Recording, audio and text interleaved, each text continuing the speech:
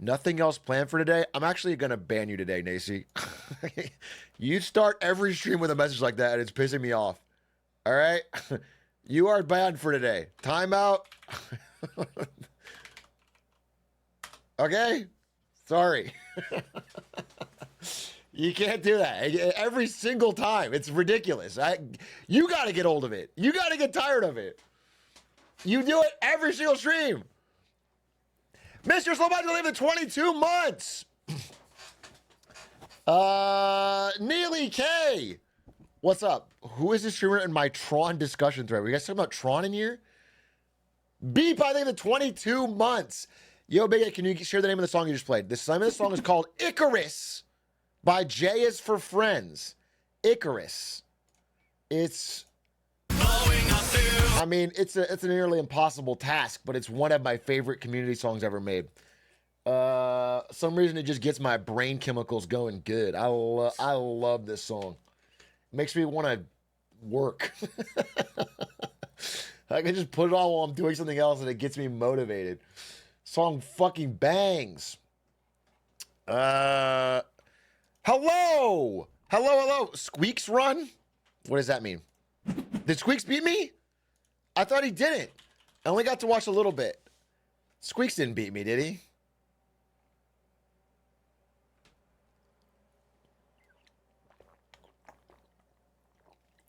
There's no way Squeexs beat me. Give me a link. Give me a link. I tuned into Squeexs and he was falling nonstop. Where's the link to this Squeexs, this mythical Squeexs run? Let's see. I just don't want to fall. Oh Holy shit. My heart is racing for some reason. Okay, this is pretty fast. No way he makes the jump. No! Look at all this time loss. Look at all this time loss, bro. This is embarrassing, really, to watch. Like, I could easily seeing so much time loss. Uh-huh. Uh-oh. Yes, baby! Let's fucking go!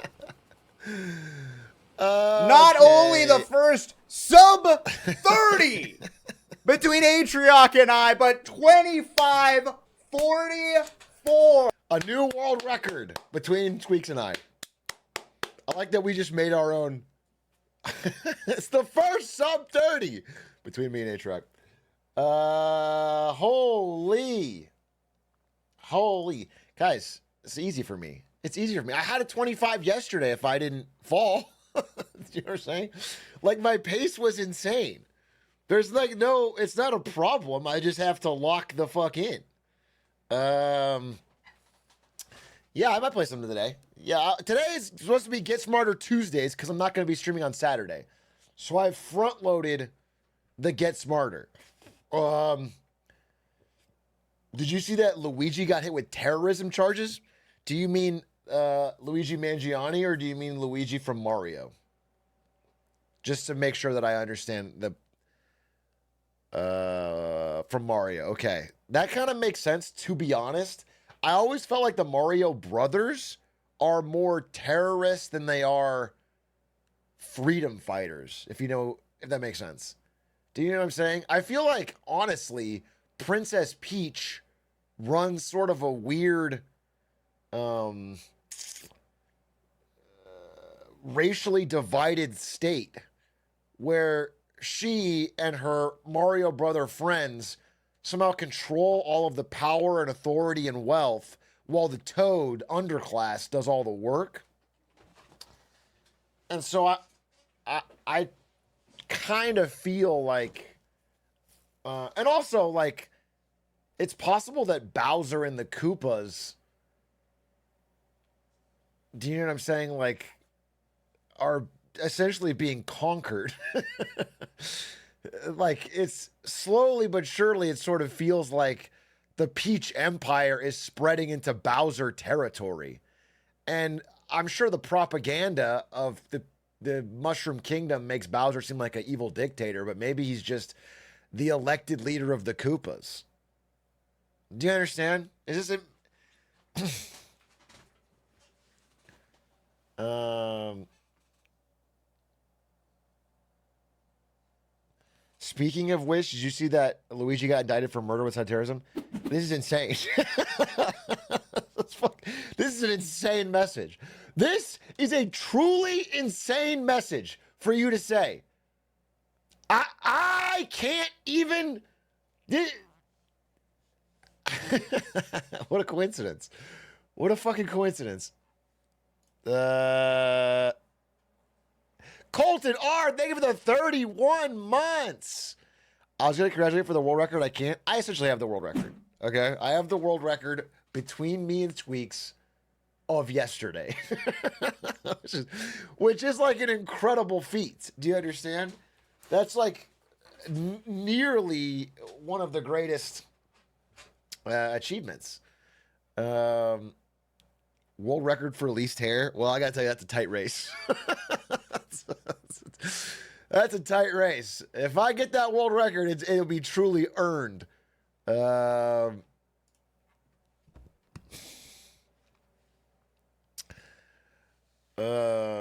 you guys get your own speedrun.com category? No way. Oh, no, you're joking. But we should. There should be a Squeexs Atrioc category that only we can submit for. That would be great. Because I need a speedrun.com world record on there. Yeah, I would love to do another couple runs today. I can't. It's probably the last day I could do it. Because tomorrow I have to do. Is tomorrow Thursday? Oh, thank God tomorrow's Wednesday. Okay, tomorrow I think I'm going to be doing a presentation with Isto about the game. Get to work and the profits and the loss and the charts and the sales and how much it costs to make and all that shit. All right, we talked about it today. The Doinkler himself. I think we're going to do that. And then Thursday, I have invited a car industry expert to come on to stream and talk about what's going on in the car industry in a very cutting edge, deep way. Henry Ford himself will be here, yes. Henry Ford and Elon Musk will be joining the stream to have a debate over whether or not cars should be electric. It's going to get heated, folks. It's going to get heated. So get ready for that. Get ready for that. Kinsleth, thank you for the 10 gifted. Gifties, Pog Champion.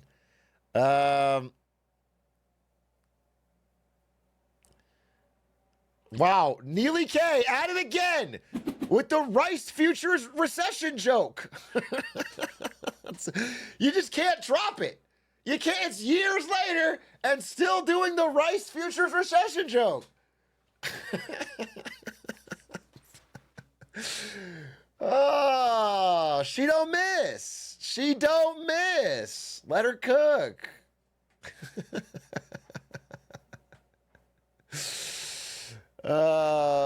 Hey, Big A, what's the Addy for Christmas in Arizona so chat can show up?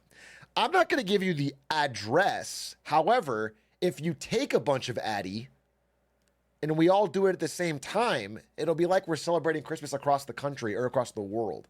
So everybody just stockpile all your Adderall, and then on Christmas Day, I shouldn't say that.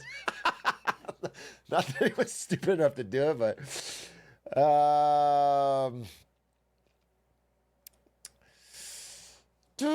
is this financial advice? Oh boy, we should talk about some fucking finances today.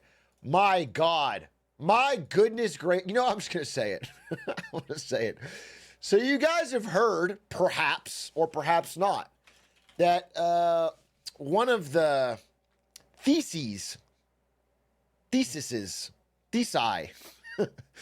that is supporting Bitcoin right now is the idea that once Trump is in office and appoints, I believe, David Sachs as crypto czar, there could be a strategic Bitcoin reserve where the United States government would literally use our tax money to buy a bunch of Bitcoin. Now, obviously, I am not a proponent of that idea. However, I do have an idea that I think is far better. You see, Bitcoin's already nearly at peak price. It could be insane. But there has been one crypto that has been growing steadily day by day over the past few months. And I truly think it's time for the United States to have a strategic fart coin reserve. Because as of today, Fartcoin hit a peak of 900 million in market cap, making it bigger than 93% of all listed companies. Fartcoin is bigger than 93% of all listed companies. Real companies with real profits and employees. And so we obviously need a strategic Fartcoin reserve. When is the United States going to be future forward? When are going to we think intelligently and build systems that help our children and our grandchildren to have a stable country? We need to have a strategic Fartcoin reserve. Oh, I got to turn off Squeexs' time. It's still on here. Text. I mean, Fartcoin hitting 900 million today. That is something. That is something. Meme coins like Fartcoin are riding Trump's victory to huge valuations. What is Fartcoin and why is it soaring right now? Fartcoin flips GOAT in meme wars as Bitcoin hits new all-time high. Fartcoin 1 billion is not so far.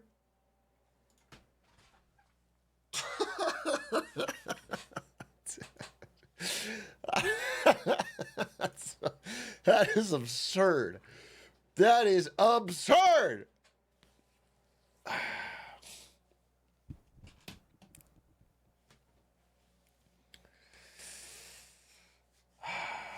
Sell gold, buy Fartcoin, Warren Buffett. This is a real quote from Warren Buffett. You're sure? I've read a lot of Warren Buffett. I haven't seen this particular quote. I just want to make sure that you guys wouldn't lie to me about this. Because if the Oracle of Omaha said it, well, that gives it a lot of weight. That gives it a lot of credence. Clearwater Revival. And so I think I would have to purchase Fartcoin if that's what... I have to sell my gold. In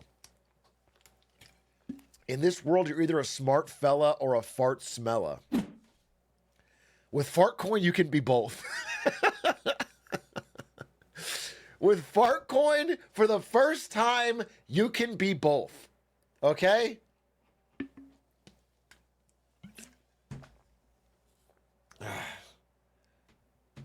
When can we sub with Fartcoin Twitches Behind the Times? That's a great question. That is a great question. When can I buy groceries with Fartcoin? Why is Albertsons and Kroger behind the curve with this? Why can I not go to my local grocery store? When can I buy a vehicle or invest in a house or pay a bank loan with Fartcoin?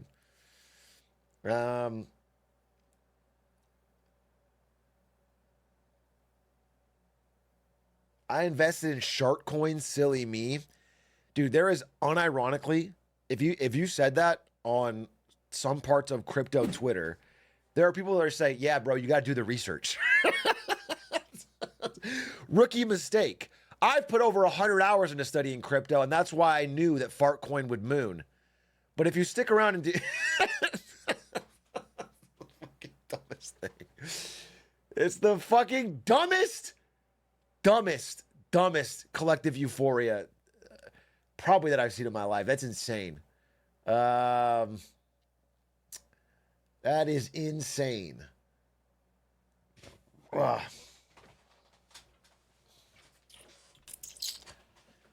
Have you looked into the Canada post-strike at all? People are unhappy with the workers.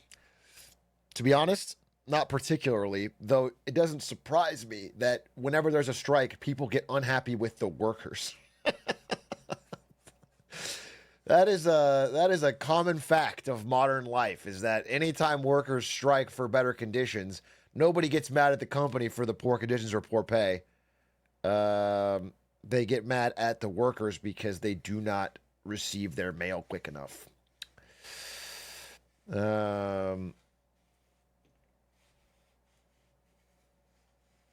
They were mandated back to work today. That's good. That's healthy. Yeah, if people want to not work to try and get better conditions, the government should be able to force them back to work. I will say this one thing that I will say. My one caveat is that I am much less of a permanent advocate for unions and strikes for government employees. It's for me, it's entirely different. I have to look into this one to understand the nuances, but generally, I don't fuck with government employee strikes the same way because it is an uncapped amount that the other side can pay, and it all comes out of our tax dollars, and it could go forever. So it is a little bit different, but any private company strike should not ever be blocked by the government or restrained in any way.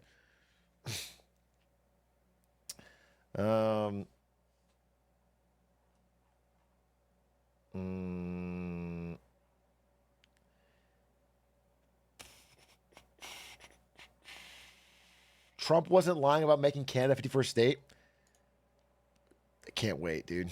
I cannot wait. Canada 51st. Canadians, get used to the idea. Let's do this. Let's lock in one country. Do you think we would make Canada one big state or split it up into multiple states the way it's already divided?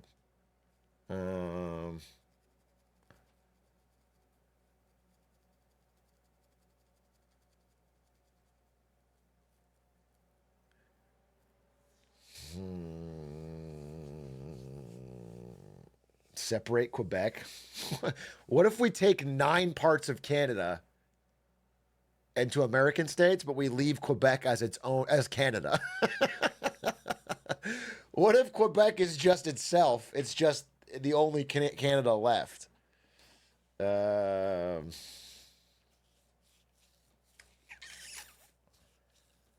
honestly the worst option.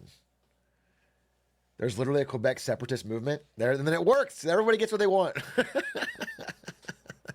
Everybody gets what they want. What a dub. Man, I should just run this shit. It's all easy. You can figure out every issue within one conversation and make a quick solution. Absolutely no real problems require deep research or effort or experts. Just get a streamer to figure it out.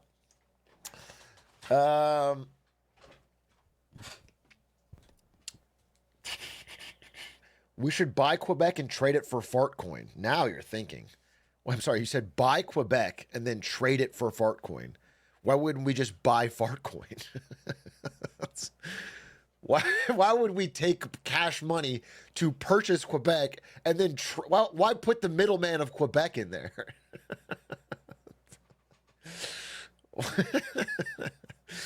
That doesn't make any sense. Whatever Quebec sells for will be $1 amount. We could just take that dollar amount and buy Fartcoin. Skip the middleman. What? Unless you think somehow there is a person with a bunch of Fartcoin that would value Quebec higher than the market rate, but also wouldn't buy Quebec. It doesn't make any. What doesn't make any sense? It doesn't make any sense. That doesn't track. If someone has $10 billion, $100 billion in Fartcoin, and they want Quebec, they could sell the Fartcoin, get cash, and buy Quebec. And if you're saying they'll never sell their Fartcoin, well, then why would they trade the Fartcoin to us for Quebec? Just do your research, bro. This is embarrassing. I'm not overthinking it. If anything, you guys have underthought it. I just think we should skip the middleman, okay, of having to purchase a sovereign state, which hasn't even yet seceded from Canada, and then somehow trading that to some Fartcoin provider who's got enormous Fartcoin liquidity.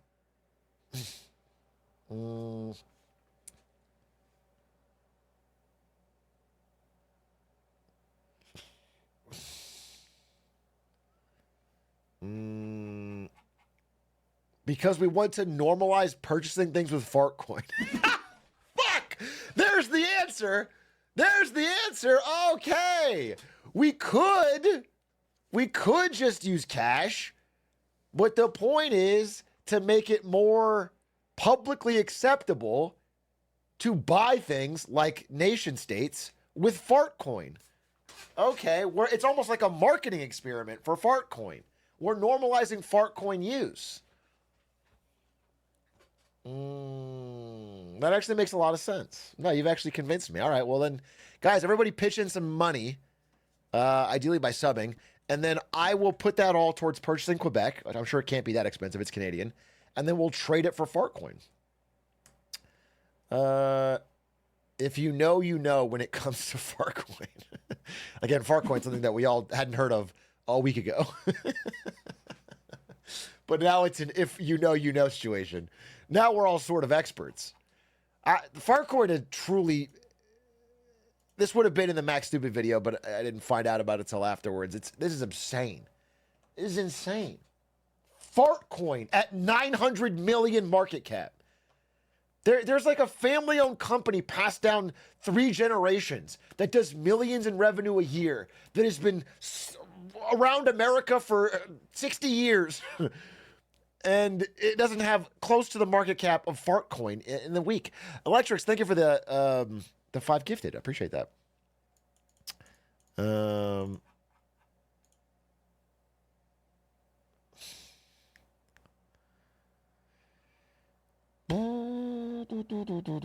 What is this? Suggestion for Get Smart Tuesday? Oh, yeah, if you have any good videos.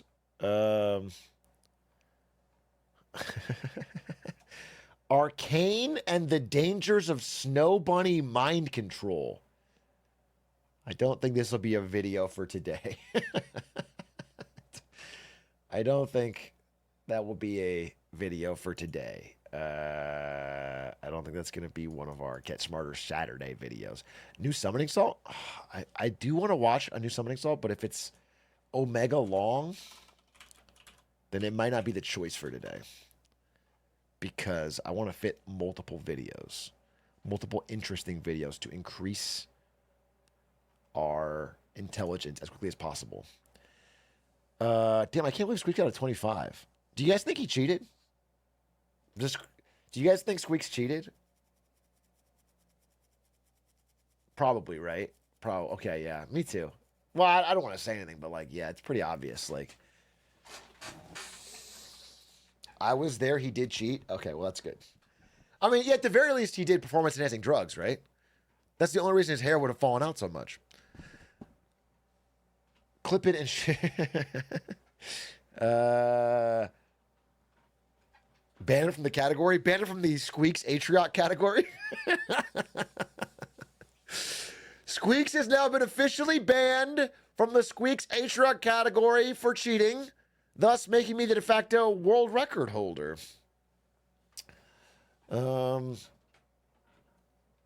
Here's an amazing video. Well, I'm not necessarily, don't link me. Just let me know. Do not link me a 1 hour, 40-minute video just to kick things off. I'm not going to watch a fucking $1.40 video about the JFK assassination just to fucking get started. That's not an amuse-bouche. This is about NVIDIA. Oh.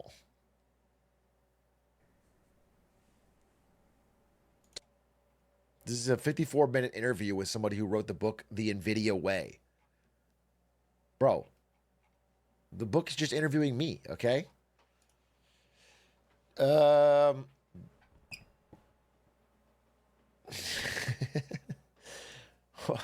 the thing I want to say about NVIDIA, but I forgot. What did I want to say about NVIDIA?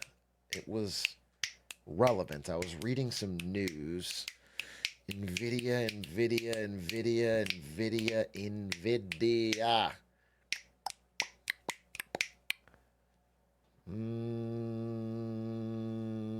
What did I want to say? It wasn't stock related.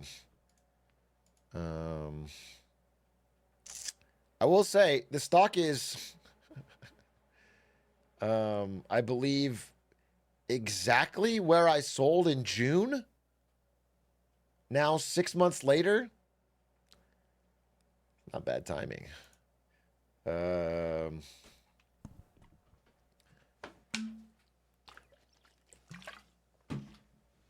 you see that Diddy is sharing a cell with SBF? I don't believe that. I don't believe that.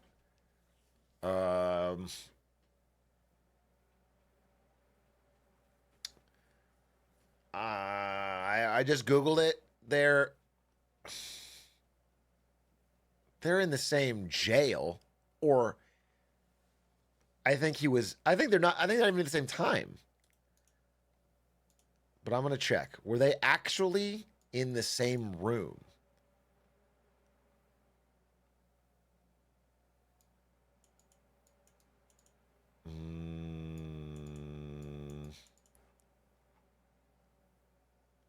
I'm looking. I don't think this is true. But they were held in the same jail, and perhaps the same unit of that jail.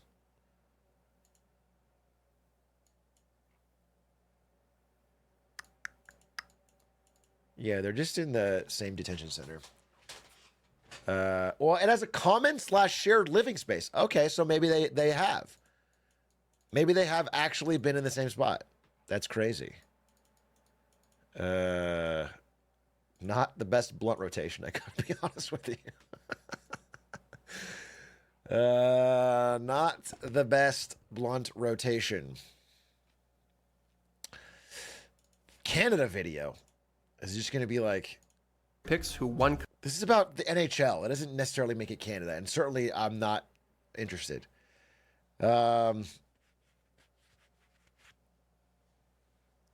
How Source Engine changed gaming. What's this? Oh, I don't want to watch that.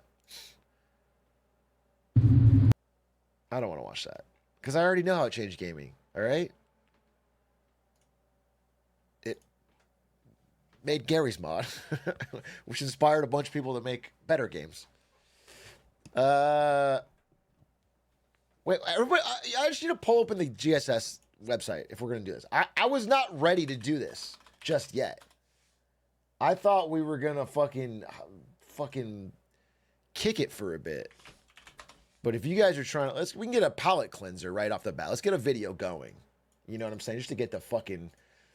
Welcome to Get Smarter Tuesdays. On Get Smarter Tuesdays, the rules are quite simple. You can submit any YouTube video you want, but it has to be not too long. It has to be not too boring. And most importantly, we have to learn something. We as a chat have to learn something by the end of it. That way we can all collectively get smarter, add to our knowledge base, wrinkle our brains, increase our IQs. We have little fun tidbits we can drop in conversation that we didn't have before because we've taken the time. We've put in the effort to watch YouTube videos. The death of Europe's last electronics giant.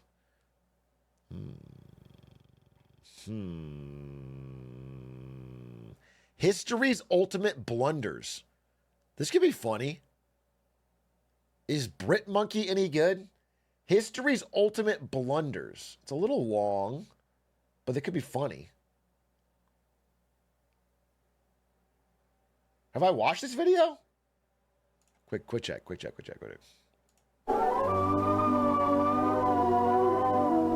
The butterfly effect is a concept in chaos theory which asks the question, to what extent can a deadly torrential hurricane be caused by something as small as an insect flapping its wings several weeks earlier? No chance, right? How much of your life is determined by events so disconnected from you that you couldn't possibly trace back to it? There are many examples of fame. I believe that none of it. And every single thing that happens to you is because of the amount of effort you put in. And it's 100% determined. And there is zero luck. And if you are not, like for example, Elon Musk did work billions of times harder than all of us. Poor people are bad people. It feels like weird to say, but yes, if you're poor, you are a worse person because you didn't work as hard and you're probably morally corrupted. There's a direct link. Finally, some truth. Get this man a Republican nomination. Nepotism's not real. It's just lucky that the sons of CEOs make great CEOs of their dad's company. That's luck. That's not even luck. That's skill. Wait, my worldview is falling apart. No, it's not even genetic, because that would imply it was out of their hands. It's not genetic. They just happened to work the hardest, but not by luck. You don't get it. Read more. Study more. As a poor person, I can vouch for this. So you're saying you're a bad person. You're saying, as a poor person, I can vouch that I'm a bad person. All right, cool. Thanks. That's awesome. Wow. You have confirmed my worldview. And now I have an example. So I don't need to learn any more data. History's greatest mistakes. Famous mistakes throughout history. Russia. Man, he says Russia. Maybe I'll talk about this. I gotta say, this is a pretty common theme throughout history, but Russia is the source of like every conqueror's mistake. Because they always want to invade it. Just don't do it. Just ignore Russia. Who gives a shit about cold ass, frozen ass, potato filled Russia? Everybody goes into Russia and they blow up their whole shit. That's the most repetitive mistake throughout history. Selling Alaska to the United States. NASA losing $1 million satellite because some engineers used metric and some used imperial. That's funny. Or Blockbuster turning down the offer to buy Netflix. These are fun dinner table facts that are well known to the public. I mean, Yahoo turned down the offer to buy Google. Fucking dumbass. But I'm more interested in the invisible walls that trap us, built by mistakes so small yet so monumental that most people have no idea that they're even in prison. And then in 20 years, they're going to make a video about how Atrioc turned down the opportunity to buy Fartcoin. That's exactly right. And it'll be considered one of the greatest blunders of all time. The fact that I missed the Fartcoin train will be... Literally everyone else will be generationally wealth. And the fools who thought it was stupid will be under the poverty line.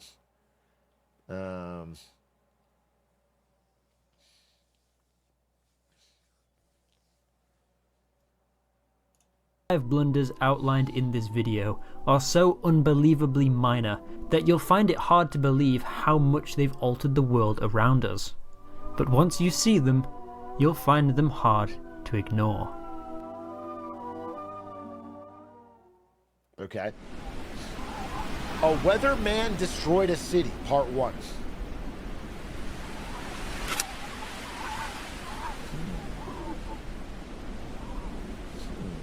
It's a cold winter morning on the exposed south-facing gully of the highest mountain in Great Britain. Cambridge student Charles Thomas Rees Wilson is interning at the Ben Nevis Weather Observatory, a permanently staffed outpost providing cloud data in order to perfect the emerging field of weather prediction. It was here that clouds were first documented and described in a I am no expert, but that won't stop me from opining on weather prediction. But isn't it just, you kind of guess? Don't you just kind of look out at the sky and go, yeah, there's going to be a storm? You know? Just fucking, you just bink it. You just bink it. You feel it in your knees. Don't you just feel it in your bones that there's going to be some rain? Or you kind of just hope tomorrow will be sunny, so you say it's going to be sunny? Like, who checks? Who cares? Just anyone can be a weatherman. scientific way. Conditions in the small hut are perishing. Temperatures rarely went above freezing, and the structure was frequently snowed in. But sometimes there were periods of calmness. And on one frosty morning, when the winds and sleet and snow had died down, Wilson stepped out of the dainty shack and stood on the cliff edge. He could see his shadow cast down on the clouds below, and as the clouds parted more and the sun was fully revealed, he saw this. Oh, circular rainbow? Cinema.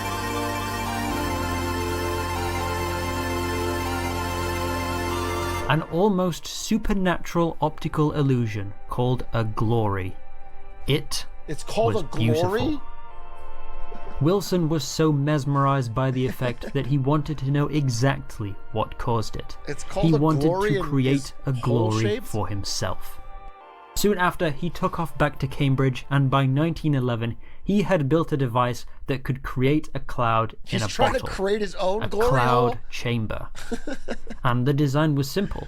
So simple, in fact, that you can make one yourself. There's a tutorial on YouTube.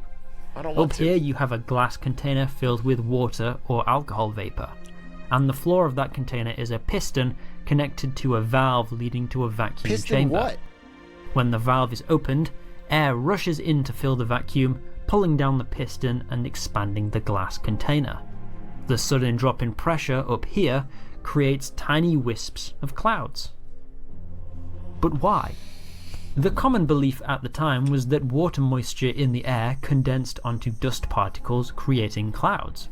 But when Wilson cleaned all the dust from the device, the My generation calls these puff bars. It does feel like he's creating the first version of a vape. It does. It feels like he's getting to that. clouds were still showing up. He wasn't sure where else they could be coming from, so he asked his university colleague, Ernest Rutherford of the physics department, what might be going on. Rutherford suggested X-raying the machine in action to see if radiation had anything to do with it. Recently, it had been proven cosmic rays from outer space are constantly whizzing through the atmosphere, which could have something to do with the formulation of clouds.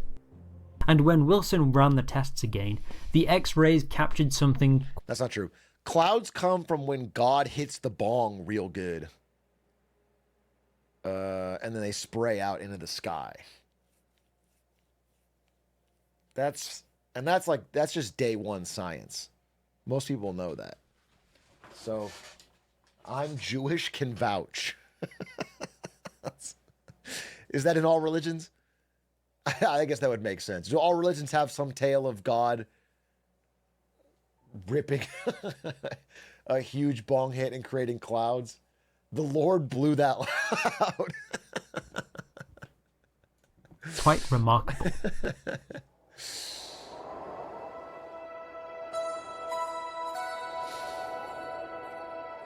The inside of the machine was covered with invisible streaks, spirals and circles, and no two X-rays were the same. Wilson took the images back to Rutherford and asked him what they were. "My goodness," said Rutherford, "you're the first person to photograph particles." Oh shit. Background radiation was passing through the machine, ionizing the gas particles inside and giving them a positive charge. When the machine was activated, the drop in pressure attracted the vapor to condense onto these charged particles and produce the effect. So there is a link between radiation and clouds. Huh. Wait, is this going to lead to this guy figuring out something that leads to the nuclear bomb and destroys Hiroshima? Is this... that's not... First of all, that's not a blunder. This is just the evolution of science. And with that, Wilson stopped using the machine and went back to learning about the weather. But while Wilson was done with his machine, Rutherford was still curious. He showed the photographs to his colleagues. They realized that particle physics was now no longer theoretical. They could use a cloud chamber to actually see particles. They built their own, and told all the other particle physicists. For the next 40 years, Wilson's cloud chamber was the scientific standard for viewing particles and radiation, and the leaps and bounds that the study of physics made in that time was monumental. A breakthrough so important that Wilson was awarded the 1927 Nobel Prize in Physics for his contribution to radiation studies, even though he was just interested in clouds. Within 2 years, the first model of the atom was drawn up. By 1927, the first theories of quantum mechanics were published. In 1932, the neutron was proven to exist. Jimmy Neutron? A year later, the electron microscope was invented. In 1939, uranium fission was discovered. In 1942, scientists in Chicago would make the world's first nuclear chain reactor. And in 1945, 34 years after building the cloud chamber, Wilson's discovery would create a cloud more devastating than he could possibly have imagined.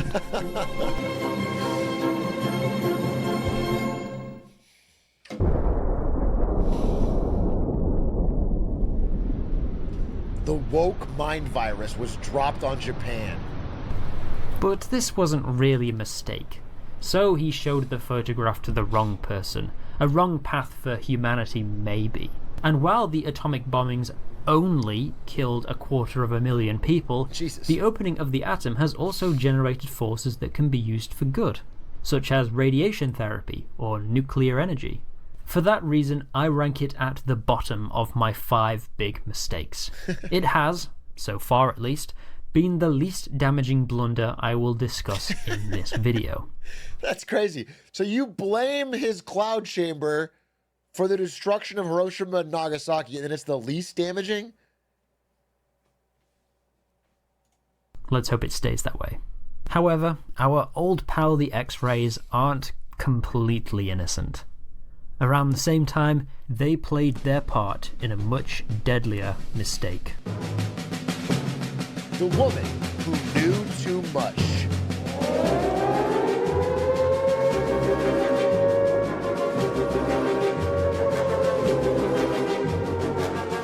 Oxford, 1943. The government had a problem. Workers in munitions factories were getting sick at an alarming rate.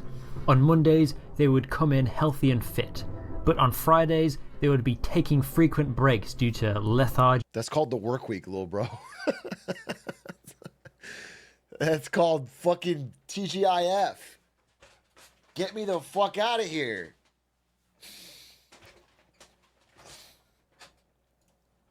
Vomiting and nausea. The industry had a high turnover rate at a crucial time during the war, and nobody knew why. Was it because of the TNT? Or was it because the workers were all people too weak to join the army and were thus more susceptible to disease? Hired to solve this problem was a team of statisticians led by Dr. Alice Stewart at the Oxford Institute of Social Medicine, a new field of study focusing on treating the conditions where disease arise, not just the disease itself. Nobody on the team knew anything about the chemical properties of TNT. They were all stats nerds after all, so they took a different approach of creating surveys for each factory worker to fill out. Stats nerd solution to the problem. Create a bunch of surveys for people to fill out. Shocker! Shocker! Maybe we can solve this with more surveys. Everything from their diet, lifestyle, living conditions, what shifts they worked at the factory, and what work they actually did. They found that workers on the night... It was the surveys that were killing them. So our studies show that after 1 week of filling out surveys, they're getting frustrated, agitated. We can't find the source. Night shift who handled the chemical carbon tetrachloride were most likely to get sick. And if you're a chemist or a medical student, you might be able to guess why. Carbon tetrachloride is very similar to chloroform, the anesthetic. Added to the fact that the windows of the factory were boarded up during the night shift due to blackout restrictions, the vapors were getting trapped in the air and making the workers sick. And the team were able to discover this only through surveying the workers. No chemistry knowledge required.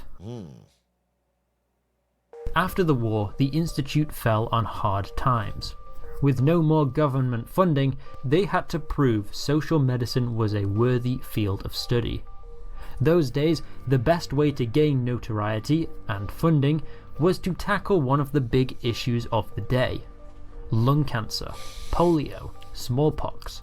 All of these were being worked on by other scientists, and the field was overcrowded, so no luck there. But what about leukemia, cancer of the blood? For some reason, leukemia rates were skyrocketing among children, and there was talk of a leukemia epidemic. In 1930, the rate of leukemia in newborn babies in the USA was 180 in 100,000. By 1955, it had more than tripled. Yikes. Despite this, the most the Institute could muster for a leukemia study was £1,000 from a private donor. A budget too small to... £1,000? To solve leukemia? I mean, even with inflation, what is that now?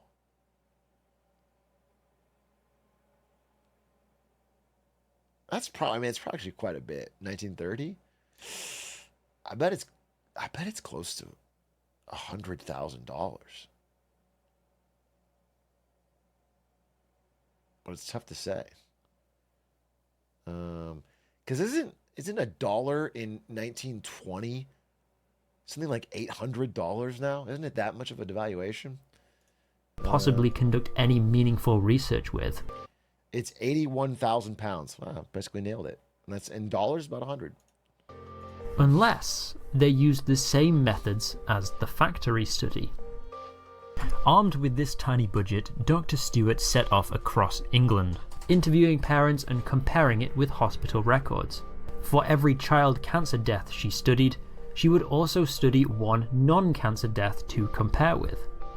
The £1,000 grant was spent on train fares and hotel accommodation, and by requesting existing hospital records, she had effectively loaded the cost of the study onto the taxpayer. Within a year, she had visited all 203 health departments in the country and interviewed thousands of mothers about a wide array of subjects. Did you own a dog? Do you eat fish regularly? What about tinned fruits? Does your husband use aerosols at work? Do you take the bus regularly? Nothing was turning up, except in one metric: X-rays. Children who had died of leukemia were 3 times as likely to have been X-rayed in the womb. X-raying pregnant women... Obviously, the X-rays are red herring, and it's because they got the COVID vax. I've solved it. I skipped it. I figured it out. It's because these children in Britain got the COVID vaccine early. They were vaxxed. They gave them leukemia. I fucking solved it. I cracked the fucking case. Made the baby 900% more likely to develop leukemia. And in the days before ultrasound, this was basically every child in the developed world. People began to take notice when she published her first set of results in 1956. She was given more funding, this time to check the medical records of Scotland and Wales too. Soon her team was able to trace 80% of all childhood cancer deaths in Britain back to being X-rayed in the womb. Her final report was published in 1958. A child that was X-rayed was twice as likely to die of cancer in the next 10 years, up to 5 times as likely for certain groups. We need to stop X-raying babies immediately. This could have been Nobel Prize worthy. On a budget of £1,000, Alice Stewart and her team had proven something that could save millions of children. Could have been.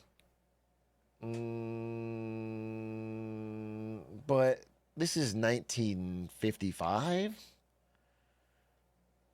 So I feel like there needs to be a man involved of some sort. We're not going to give a Nobel Prize to a woman, right? Like, there's got to be... Perhaps some dude can say the exact same thing, but louder and get credit for it. That would be... And then save all the time on trains. That could be... Children. Nevertheless, there was opposition. in the form of Richard Doll of the Medical Research Council. The council had been called upon by Parliament to investigate the effect of atomic radiation on survivors of the Hiroshima bombing, specifically the frequency of leukemia and other cancers. Oh, it ties back in. If anyone knew anything about radiation and cancer, it was Dr. Doll, and he was pretty respected. While Stewart had been travelling up and down the country, he had proven that smoking and asbestos causes lung cancer, which was pretty big news in the 50s. Doll hit back with a study showing the opposite. Low doses of radiation were completely safe at any age. They compared the leukemia rates of children born in Hiroshima after the atomic bombings with the rates of X-rayed children in 8 English hospitals. And leukemia rates were no worse after X-rays than after the atomic bombings. "Oh right, guess she was wrong," said the doctors, and went back to using X-rays on children. This study had flaws though. It only studied born children in 8 hospitals. Quite a small sample size compared to every medical authority in the country, and was only looking for leukemia, not all types of cancers. It only surveyed children up to 5 years old, whereas Alice & Co. studied children up to 10. There was no control group, it was only comparing Hiroshima victims to X-rayed children. By all means, it was an inferior study. Yeah, but there was something So why about did it. everybody believe the Doll study over the Stewart study? Because people didn't want to admit their doctors were wrong. People trust doctors. They're figures of authority. You put your health in their hands. Meanwhile, doctors don't want to admit they're hurting people. They become doctors to do the exact opposite. One letter from a radiobiologist in the newspaper opined, "Stewart used to do good work, but now she's gone senile. She doesn't know what she's doing. We're saving lives with..." Dude, this is so funny. It just reminds me. I was just reading comments under. I mentioned him in the Max Stupid video. This guy Peter Schiff. Peter Schiff has called out a lot of financial frauds in the past, and he's calling out Michael Saylor and MicroStrategy right now. And all the comments under it are like exactly like this, like, "Bro, you used to be good at calling out this stuff, like, but you've totally lost it." like you used to know what you're fucking talking about, but when it comes to this shit, you're so fucking stupid. And it's like,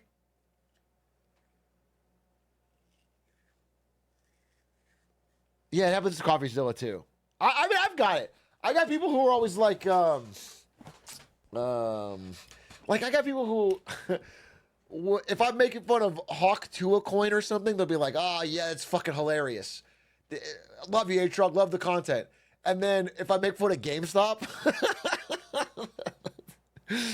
they'll be like, "You just don't get it. You don't get it. Like, rare L take, Atrioc, but you just don't understand." People just, they won't, I don't know. They won't apply the logic. They enjoy it when it's something unrelated to them, but they can't. X-rays. Plus, X-rays are cool. Since their invention in the 1890s, everyone was using X-rays for all sorts of novelty factors. Step right up to X-Ray World, the greatest theme park this side of the Massatucky River. Get your bones X-rayed for cheap. No undressing required. Oh, the same thing is going to happen with the election, too. Whenever I call out economic stuff in America when Biden is president, I had people calling me out who are Democratic supporters. And after the election, after Trump, give it 5 months, I'm going to get the exact same opposite. It's going to be like, wow, this guy fucking doesn't get it. It's just going to be just reverse people. And then people that disagree with me before are going to agree with me suddenly. People that were totally like, "You don't understand, you're not fucking looking at the right data," are going to be like, "Damn, you're actually right, you're spitting." It's going to be a total flip. It's insane. You there, sir. Need a new heel for your shoe? Try on special X-ray photoscope, see? They don't have that in Shelbyville. Got an injury? We'll X-ray you for free and see if it helps. It probably won't, but there are no side effects. Got back pain? Try the latest cure from the Netherlands, blasting your spine with radiation. Only 20% X-ray of your our feet? patients die Wait, of cancer. what? My mom remembers the whole X-ray your feet for shoe fittings? They used to X-ray your feet for shoe fittings? Why? You don't need to see the inside of the foot to...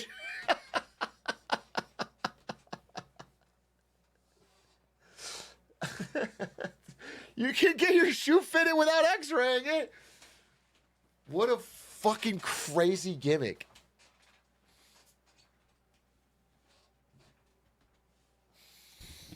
Guaranteed.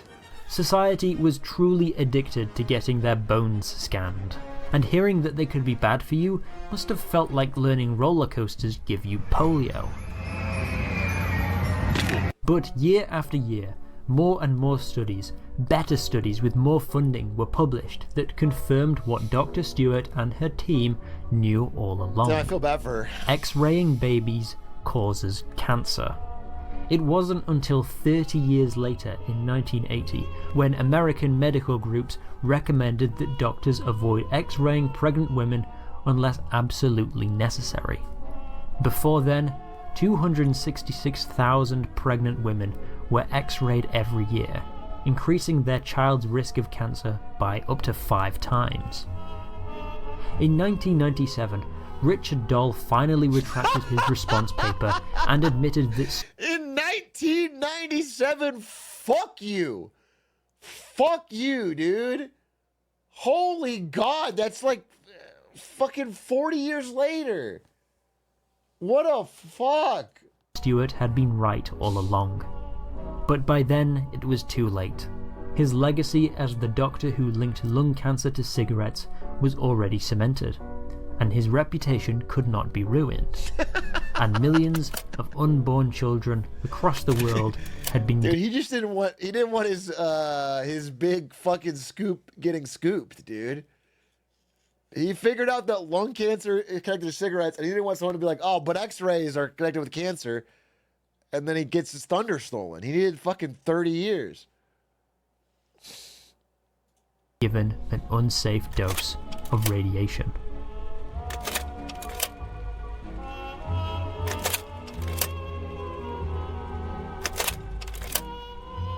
But this story is not even close to the worst blunder on this list. Do you think he's a net positive for the cigs thing? I mean, people are still smoking. Smoking's on a comeback. Like, whether we know it or not. You see, with child cancer and X-rays, they can ban it, or they can tell doctors not to use it, and doctors won't use it. But you could tell people cigarettes cause cancer, and they go, that's a problem for future me.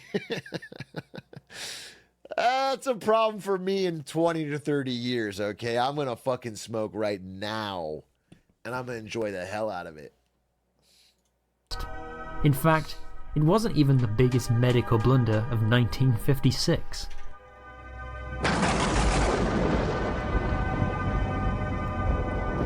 The deadliest game of golf. The year was 1955. All was well in America.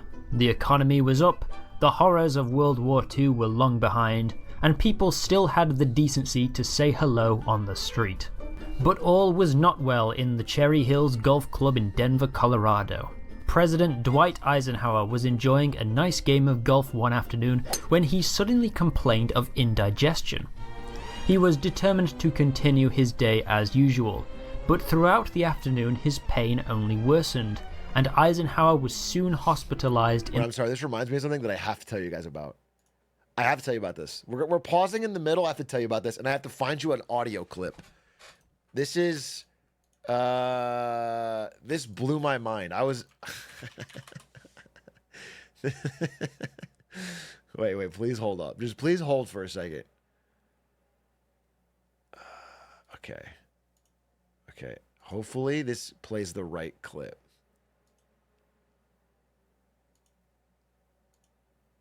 I have to disappoint you. 1. Okay. Oh, it's going to be hard to find this. You're going to have to give me 1 second. But let me set the stage. Let me set the stage.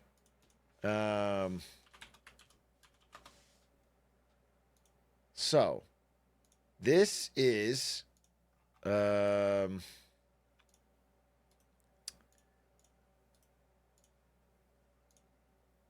Just give me 1 second. Just hold on for 1 second. 1 second. 1 second. 1 second. 1 second. 1 second. 1 second.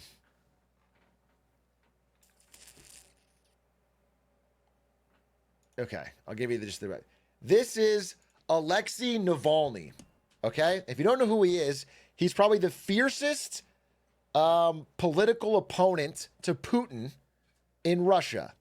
He's now dead, understandably, but he spent years and years and years trying to reduce corruption in Russia, to run against Putin, to expose corruption. He had an incredible YouTube channel, which I highly recommend. Go check out some of those videos, where they did one of the most brilliant pieces of, how do I describe it? Like anti-corruption expose for the public, where they would literally show like Russian ministers with like $1 million watches and then their official salary. They would be just like, one thing I super highly value is finding a way to take something complex and making it understandable to regular people who are just busy. Okay? He did that with Russian corruption. He made it understandable to regular people enough they felt motivated and angry enough to actually vote against Putin, which is very difficult because it's very demoralizing, right? I mean, he controls everything and everything's corrupt, and you just feel like, I don't give a shit. It was remarkably effective. It's one of his most brilliant aspects, I think, is the ability to like do a wide scale, using the internet, tell a story, a counter narrative to the official one. It's very cool. Okay. Anyway, obviously because of this, there's a lot more I can go about Navalny. Maybe I should do a whole video on him, but I'm going to do a quick one here. Because of this, he was targeted by Putin. Okay. Obviously Putin wanted him killed. And, 1 week after a particularly good video had been uploaded, got a few million views exposing corruption. I guess Putin had had enough and had authorized him to be killed. So Navalny at the airport drinks some tea, and he's photographed drinking this tea, and people think the tea was poisoned. We don't know exactly what happened. He gets on the plane, and while he's on the plane, he starts to feel a little unwell. He starts to feel he just feels a little off. Now, I knew all of this, okay? But I'm interested in this guy. And so I bought his autobiography that he wrote before he died. He died in prison, by the way. I bought his autobiography, and I was listening to it. I do audiobooks on flights. I was listening to the audiobook in his own words on the flight back from Japan, okay? And he says a sentence about his world-famous nerve agent Novichok poisoning on a flight that I could never in a million, billion, trillion years have expected. And I'm going to pull it up for you. He says a sentence that I don't think you'll ever expect. I'm going to mute it till I find it. No, he can speak English, first of all, and he did it in English. Is my understanding. So, where is... Hold.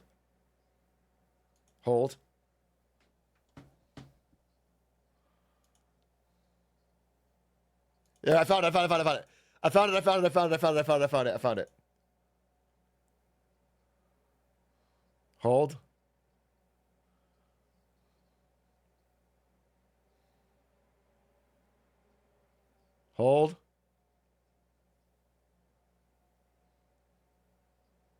Hold.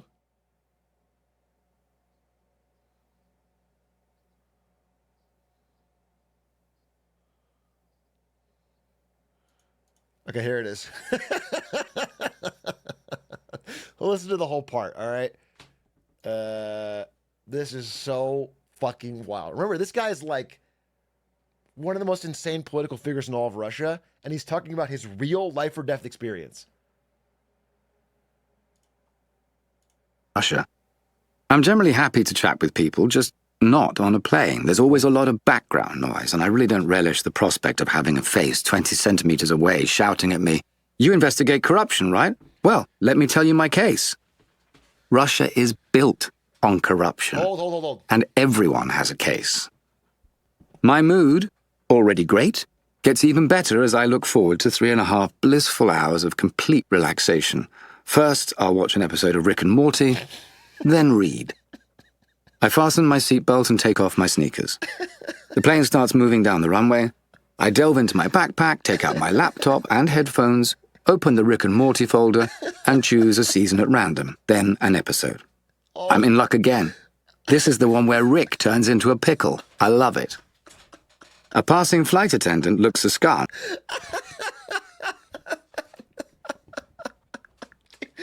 Dude, my fucking jaw dropped on the plane. I was like, had tears in my eyes. It was so out of left field because the first 15 minutes of this is the opening chapter is him talking about his like brutal fight for corruption and what it all means. And then it's just the Pickle Rick episode of Rick and Morty pops out.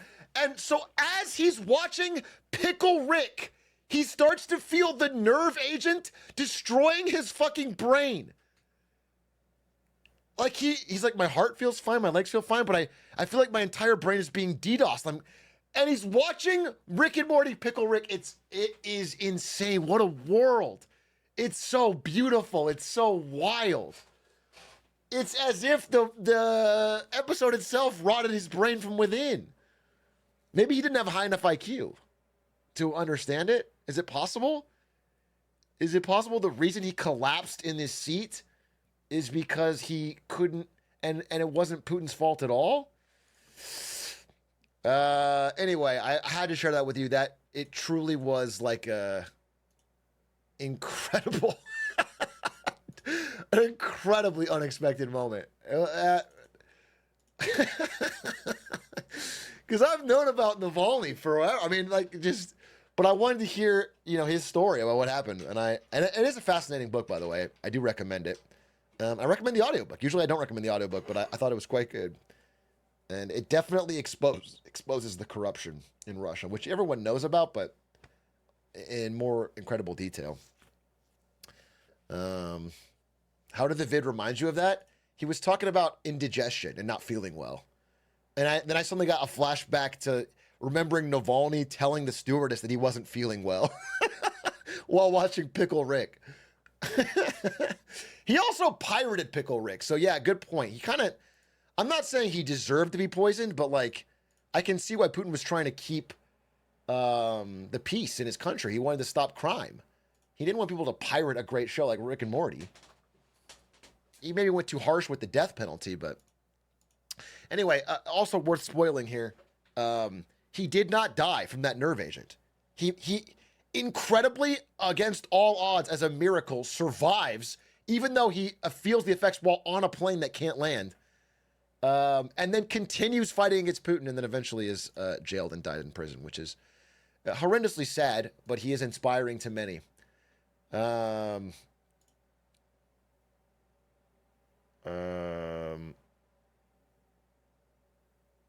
you think he finished the ep? Well, he mentioned it was one of his favorites, so I assume he's watched that ep many times, as we all have. I can't imagine any of us goes even a few days without rewatching Pickle Rick to understand its deep nuance. Anyway, all right, play this. In the late evening. The diagnosis? A massive... Okay, so catching back up, Eisenhower, president at the end of World War II. President after World War II, I'm sorry. General World War II. On the golf course, gets sick, heart attack. Boom. Heart attack. Luckily, he survived, but was bedridden for several weeks. The public were worried. The stock market tanked and had its worst day since the start of World War II. Congress questioned... Dude, imagine the stock market responding to the president feeling sick. Bro, Joe Biden's 1 foot in the grave right now, and we're at fucking all-time highs.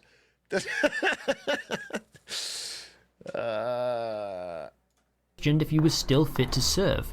The President of the United States suddenly dying during the Cold War was a potential weakness that could be exploited by the enemy. Eisenhower's doctors scrambled to examine everything about the president's lifestyle to try and determine the cause. And he wasn't alone. Heart attacks were the biggest killer of men in America at the time, at a rate many times higher than in the 1920s. What was going on? One man said he had the answer. Dr. Ansel Keys of the University... Dr. Incel? I have to go to the bathroom. 1 second. 1 second, 1 second, 1 second. Look at this guy's jawline and study it.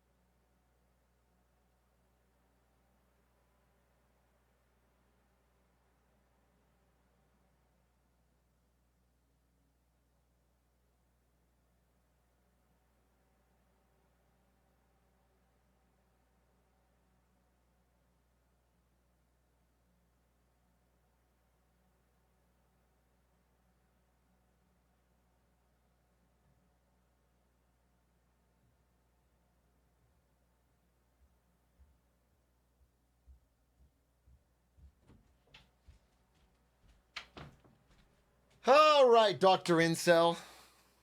No washing hand skip. No, I actually wash my hands. And I felt like a fool the whole time. I was like, what the fuck am I doing wasting my time on this shit? Germs aren't even real. I just learned about it.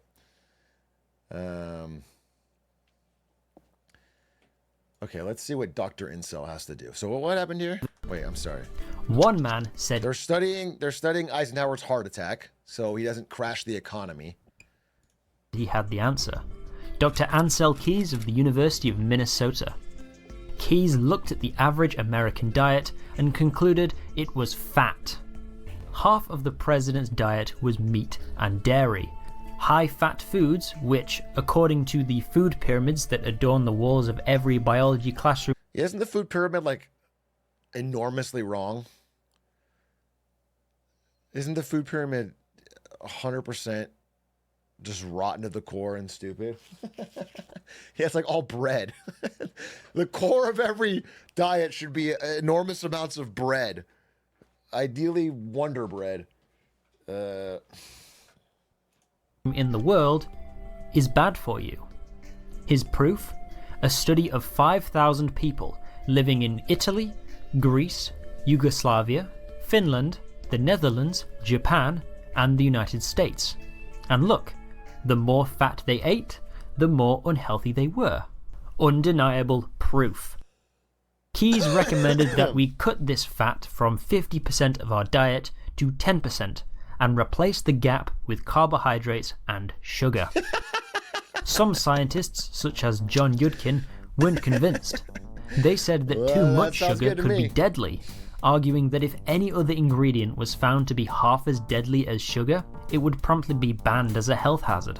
But we love sugar, Yancet. You fucking buzzkill. God, I love sugar. I fucking love sugar, dude. I love cookies. I love candy.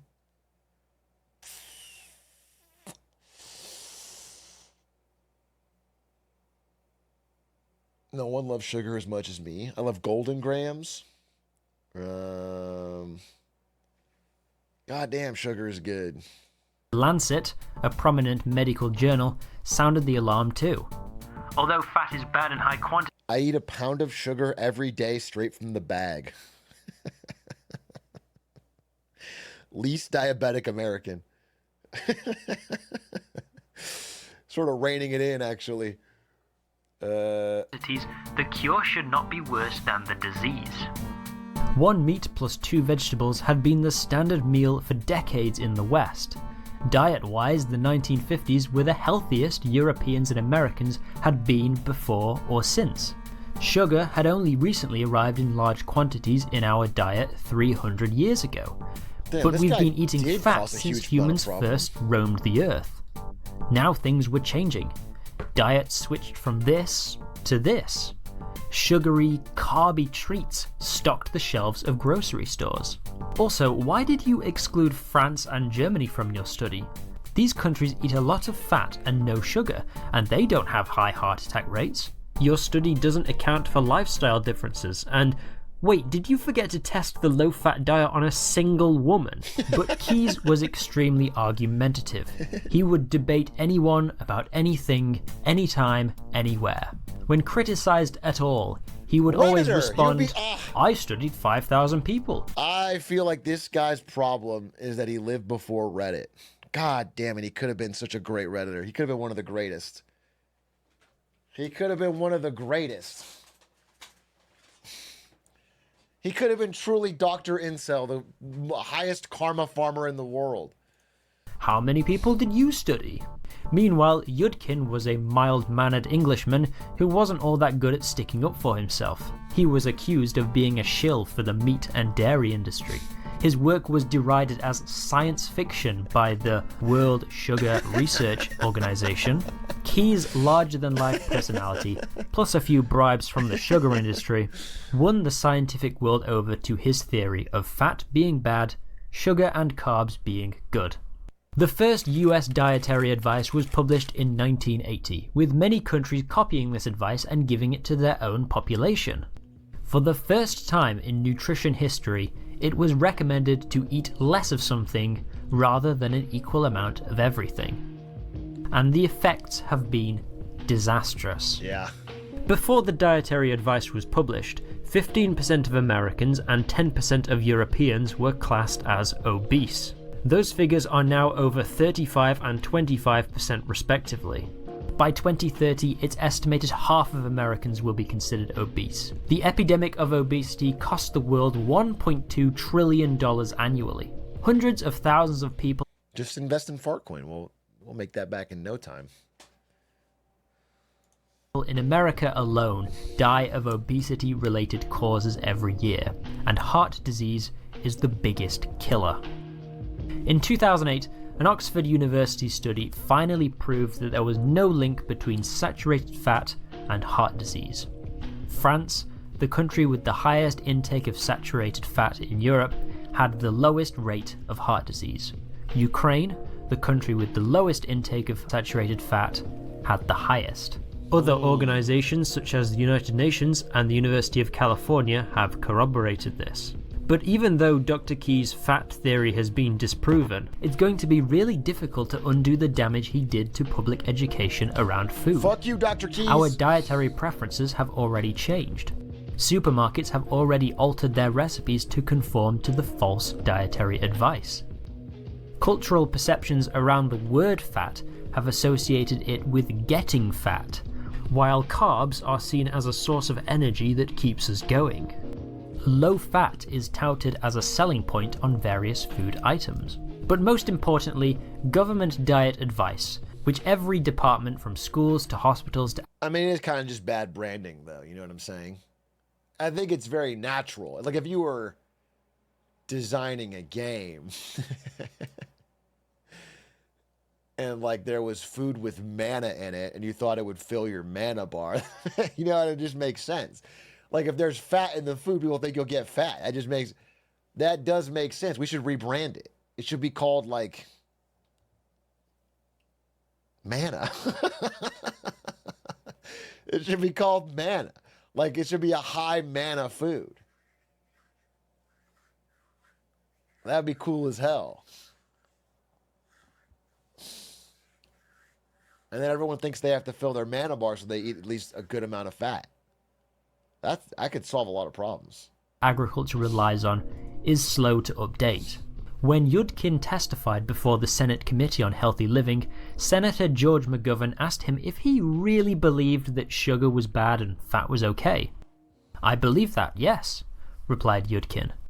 That is exactly the opposite of what my doctor told me, said McGovern. So what should we be eating? The Harvard School of Public Health has proposed an alternative to the now outdated food pyramid. It's the healthy eating plate. It's more or less a return to the old dietary advice of eating an equal amount of everything and keeping sugar to a minimum. These days, the media likes to blame advertising, television, lack of self-control, or fast food companies as a reason why everyone is so unhealthy these days. But the real answer is because of one heart attack and one opportunistic doctor 70 years ago. So what did cause Eisenhower to have that heart attack? It was smoking. Eisenhower smoked 3 packs of cigarettes per day. Nobody checked that. Bro is doing 3 packs a day, and we're like, nah, it's probably his fucking diet. He probably needs to eat more sugar.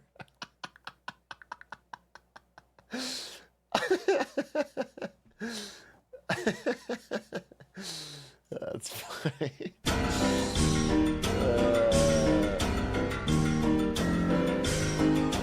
It was in the midst of the Napoleonic Wars when French inventor Philippe de Girard developed a new way of storing food for long periods of time. Okay. He sealed the uncooked meal into a metal container and then heated the container over a fire for 6 hours. This prevented the food inside from spoiling for months or even years. He had invented tinned food. As we all know, tinned food has revolutionized the way we consume our Hell meals. yeah, can of beans. Philippe certainly deserved the riches and fame that would have stemmed from his groundbreaking achievement. But it was not to be. During that time, the patent system in France was nationalized. If you had a cool idea, you sent it to the French Academy. They would forcibly take your invention and would only compensate you if they thought the idea was any good. In this case, they didn't like it that much, and Philippe received nothing. And this was the mistake that set off the chain reaction. Annoyed that he had been passed over, he travelled to England in the hope of getting a higher price for his invention. Britain had a more modern patent system. Whoever filed the patent was allowed to make as much money as they wanted from it. There was a more entrepreneurial spirit. Philippe sold his tinned food patent for £1,000 to manufacturers Donkin and Hall, who then started mass-producing canned meals for the Royal Navy and other shipping companies. For 300 years, the diet of sailors had been salted meat. Bro, they gave him £1,000 and then got endless government contracts for food forever, making millions and millions and millions and millions and millions. And biscuits, and malnutrition was the biggest cause of death in the industry. Now, a variety of food could be kept in the hold for much longer. Sailors' health improved, and it helped cement the Royal Navy's role in making Britain the global superpower of the 19th century.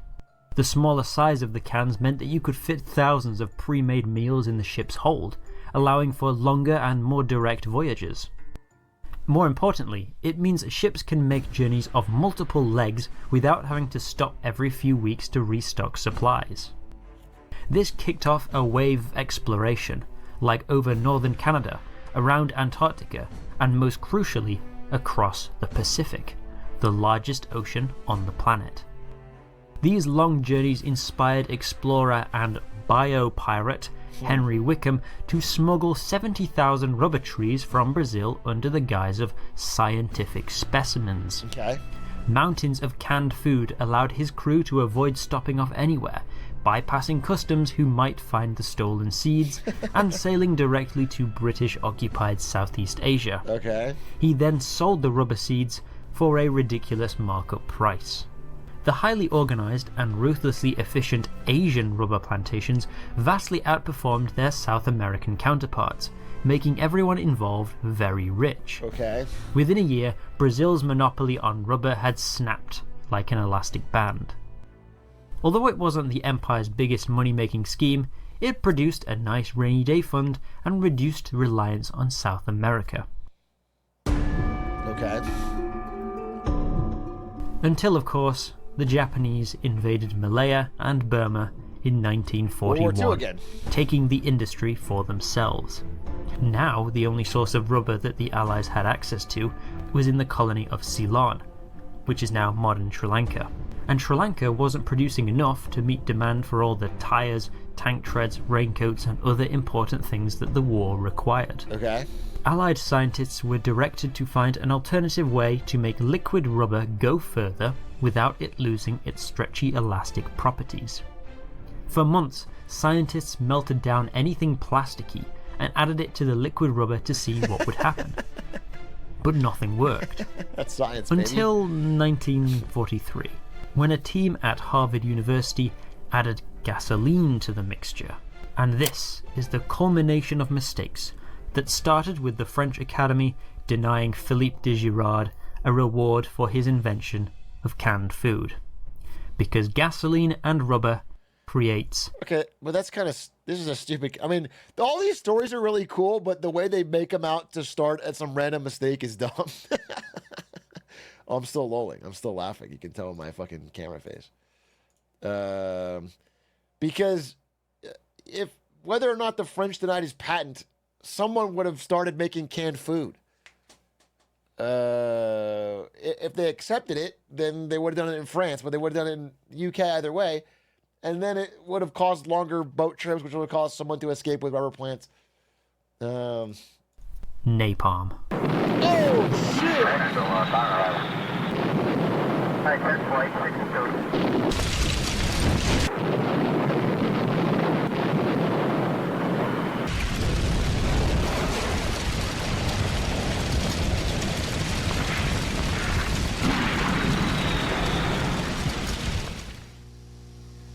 Yeah, it's just like interesting history facts wrapped up in a gimmick for YouTube. I get it. It's great. It's actually great. I have no problem with this video.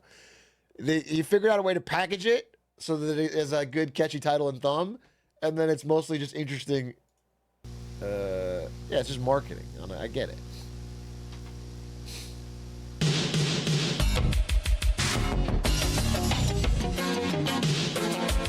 This is Teresa Lepore, the election supervisor for Palm Beach County in the state of Florida. Okay. Elected in 1996, she was responsible for designing the ballot for the upcoming 2000 presidential election. To save on pens, paper, and ink, voters in this part of Florida slide their ballot into this cover and then punch a hole in the ballot to indicate their vote. This election, there were a lot of candidates, so instead of putting the candidates all down the side, Lepore designed the ballot like this and made the text bigger. Palm Beach is full of elderly, short-sighted retirees. So let's meet the candidates. Up first is Republican George Bush, and to vote for him, you punch the first hole marked with an arrow and the number 3. Okay. Second is Democrat Al Gore. To vote for him, you punch the third hole marked with the number 5. Wait, why? Oh, right. So over here you have the third? Or is it 7th candidate? Pat Buchanan of the Reform Party, a radical centrist party that actually did quite well in previous elections, which is why they're listed at the top with the big dudes. And to vote for him, you punch the second hole marked with the number 4. Confused? The elderly half-blind retirees certainly were. 19,000 ballots were punched more than once by voters, over 6 times as many as in the previous election. Furthermore, votes for the Reform Party were unusually high in Palm Beach, more than 3 times the average for all the other counties in the state of Florida. An otherwise honest mistake, except by improbable coincidence, the ballots of Palm Beach County were the deciding factor in the election, because the Electoral College hinged entirely on Florida. 537 votes in Florida. And Lepore's terrible ballots were in the middle of it all. Is it really that difficult to believe at least 15% of those 3,400 votes were punched wrong accidentally? Even Buchanan himself said it was easy to get confused after seeing the ballot design. In fact, when Florida re-examined those ballots with multiple punches, they found that if they accepted ballots with one partially punched hole and one fully punched hole, Gore had actually won Florida by at least 60 votes. But you know by now that this definition was not accepted. Bush won and subsequently became the 41st president of the United States. I don't need to hammer home how bad President Bush was. He sits at the bottom of the pile for presidential approval. He had an excellent golf drive. He had an excellent pitch. He could dodge a shoe. Imagine Al Gore wins and does exactly the same things as Bush in every way, including invading Iraq, but gets hit by the shoe. Throws a stinker first pitch. Says, now watch this drive, and then hits a stinker. Yikes, America would be way worse off. Instead of mission accomplished banner, without having won anything, he has a mission failed banner. Yikes, dude. We could be in the best timeline. We don't know. Ratings, along with such classics as Richard Nixon and controversy-free, wholesome family man. More important than what Bush did was what he didn't do. The 90s was the first decade in where climate change was starting to be taken seriously by governments in the developed world, and the United States was no exception. In 97, during the Clinton administration, the United States signed onto the Kyoto Protocol, a legally binding treaty among the world's biggest polluters to cut their carbon emissions. Treaties written in Japan are not legally binding. Sorry to be the man with the facts, but it's true. If you write something in Japan, it doesn't actually, you can't be held to it. Okay? It's simply performance art. Below the 1990 levels. This was to be achieved through a variety of measures, such as increasing the use of renewable energy and improving energy efficiency. Al Gore was a vocal advocate for action on climate change. He had even written a book about it in 1992, which he outlined his vision for addressing the issue. But after Bush's election, the picture could not be more different. He questioned the very existence of man-made climate change. The planet is warming, sure, but human activity doesn't have anything to do with it, said the President's Council on Environmental Quality, which was staffed full of lobbyists from the oil and gas industry, an industry that had known that human activity does, in fact, have anything to do with it since at least the 1980s. The Bush administration quickly pulled out of the Kyoto Agreement, refusing to play an active role in any United Nations climate conferences for the next 8 years. And this certainly mattered. 25% of the world's carbon emissions at the time were caused by the United States. Any climate deal rested on whether the Americans would play ball. Had Gore been elected and followed through on his plan to tackle the issue, it's possible that the course of climate change could have been altered. Instead, the election set the stage for 2 decades of inaction on the issue. As global temperatures rise, water supplies will dwindle, leading to crop failures and water shortages in the most vulnerable places in the world. Those who don't die of dehydration or starvation might move northwards in search of cooler, more secure nations, creating a crisis the likes of which the world has never seen. Those who do stay will be forced to compete for increasingly limited resources in overpolluted hellholes. Lesser developed countries might even go to war with each other over access to water. Already, tensions between Egypt and Ethiopia are strained over a proposed dam which Egypt claim will cut off crucial supplies to the Nile, the source of water for nearly all Egyptians. Conflict aside, the mortality cost of the carbon we are putting into the air could be responsible for killing over 1 million people every year by the end of the century. 80 million in total. In the past 3 decades, 37% of all heat-related deaths straight were down caused the middle. by a warming climate. Straight down the Up to middle. half in Southeast Asia. Right onto the green. Even if you don't believe Tell 'em to bring that out my climate change putter. is real, in my dad's lifetime, half of all wildlife on Earth has been wiped out by human activity. That's not a good thing. Teresa's mistake will echo not just for the rest of the century as we cope with the fallout from conflict in the Middle East, but also the next 1,000 years. The climate has irreversibly changed in a way that could have been slowed or prevented had the United States taken action sooner and not pulled out of Kyoto. In the subsequent months and years, Lepore received mountains of hate, accusing her of causing all of Bush's mistakes. She had to be escorted to and from work by the county sheriff after her car's ceremonial tires first had been slashed. pitch. Al And Gore's please candidate for welcome vice president, the Joe President Lieberman, was so pissed of the off United that he States. personally went to Florida to campaign against Lepore when he was up for re-election, urging voters to vote for the Republican instead. But was Teresa entirely to blame? Probably not. All parties involved agreed to the ballot design. There were many faults in the Gore campaign that lost him key votes. The careless electorate of Palm Beach share some of the blame, and of course, it's impossible to say whether Al Gore would have been a good president or not. His party didn't control Congress at the time, limiting what he could have done. Folks. But unlike the other events discussed in this video, we can still fix the problem. Many of these projected events haven't even happened yet. Action can and is taking place to mitigate the damage. That million people per year? That's only the most pessimistic scenario. By following the path we are currently on, we could potentially reduce that figure by 90%. If we go above and beyond what is promised, we could even achieve a net saving of lives.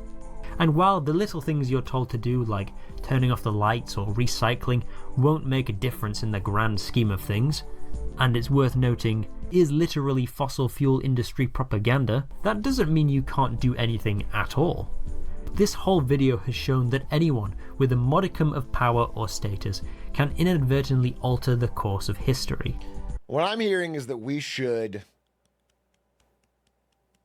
accept every patent. Don't question heart attacks. Anytime a scientist says something, roll with it. And don't can food. Yes, exactly. And we won't get into these problems. We'll have no negative ways. That was a good video. That was a good video. I found it to be very interesting. And well made. Thank you for suggesting it. It doesn't tell me who suggested it. Oh, Shrek Master 79. Thank you for your suggestion. That was very good. We need a shorter one, though. We need a shorter one. What if there was a ballot designed like a radial menu in a console RPG? Okay. So everyone at the ballot gets an Xbox controller and it pops open a circular window that then spirals out as you click things. Like a weapon wheel, yeah.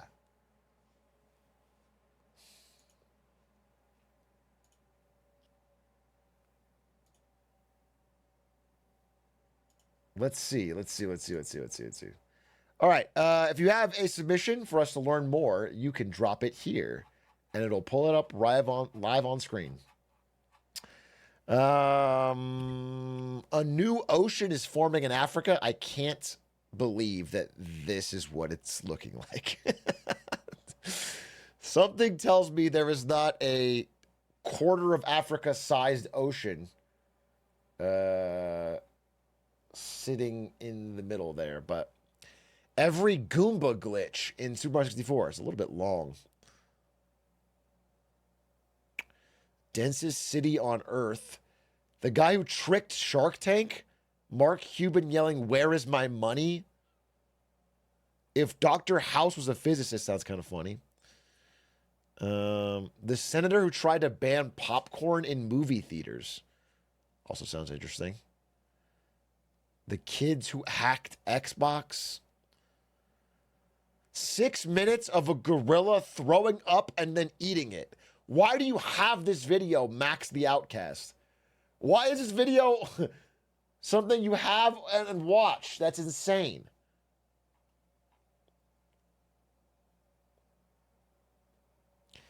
The existential horrors of multiplayer video games. I kind of want to watch this only because Isto and I are talking about possible future projects, and we're thinking about whether or not to do anything multiplayer. And it's short. I'm gonna watch this to see if there's anything like 1997. Garry Kasparov, a guy who is really, really good at chess, plays a 6-game match against a really, really chunky-ass computer.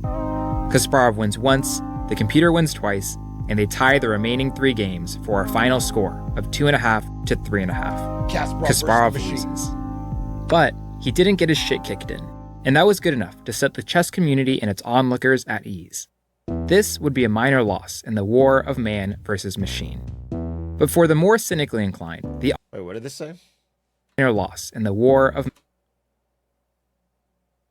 There's no reason, even if a computer becomes the best player in the world, that we can't continue to play on Friday nights at the Pasadena Chess Club or Grandmasters can't gather for annual tournaments. This is right. This is correct. Yeah. Computers been better than humans for decades now and it didn't stop anything. Chess is bigger than ever. man versus machine. And it's a good attitude to have as AI starts to... I mean, I was reading the other day, they are running out of tests, running out of cognitive tests that AI can't beat humans at. They're having to invent new tests. I mean, there's almost all previous standard tests of cognition, AI now beats humans. And so now they're having to invent ever more specialized ones that humans can still... And obviously, you know, the gut reaction is, oh, horror. But I think similar to this chess example, I don't think it's as doom and gloom. Can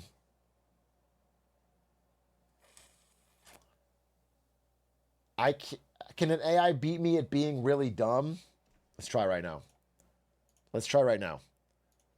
ChatGPT. Try ChatGPT. Write the dumbest possible message you can think of for a Twitch chatter to say.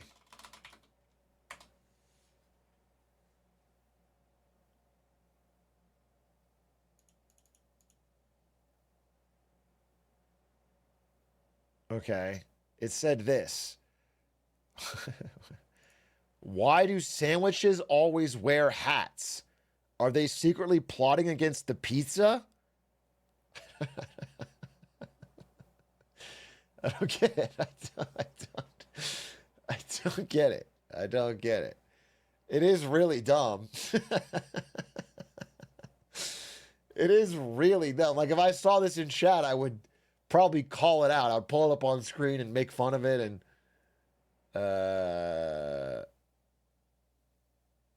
but it's not the... I mean, I don't think it's the dumbest chat message I've seen.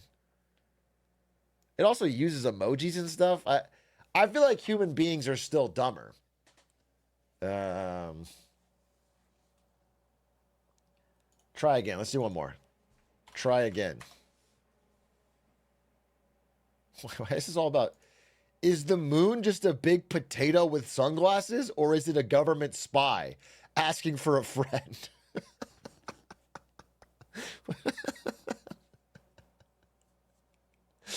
That's also really dumb. But why is it all about like plots and spies and okay,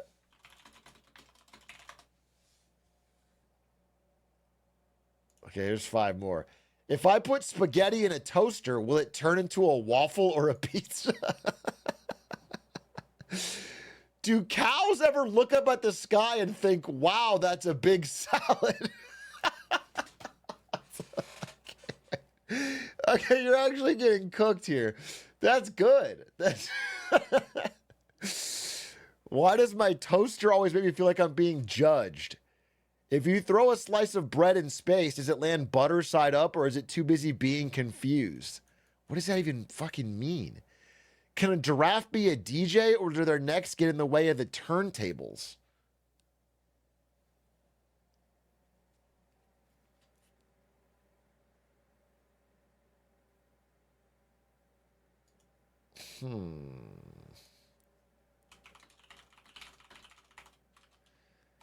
Try and add the word glizzy somewhere in it. Now it's better. If I throw a glizzy in the air, does it become a flying hot dog or just a confused snack? Why do glizzies never go to school? Are they too cool for class? Do glizzies ever get jealous of tacos, or do they accept their fate as a superior snack?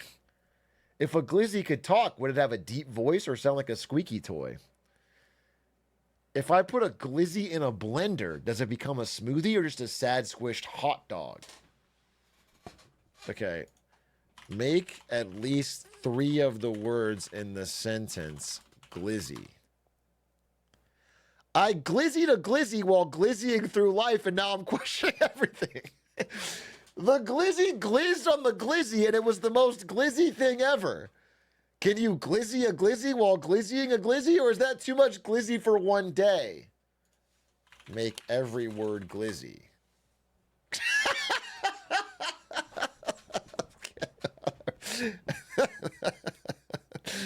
I would worry about your jobs. I would worry about your jobs. AI has gotten there. This is AGI. We've reached AGI. A glizz-eye.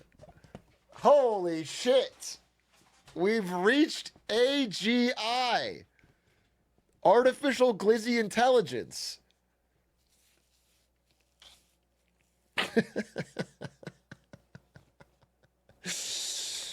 Holy shit.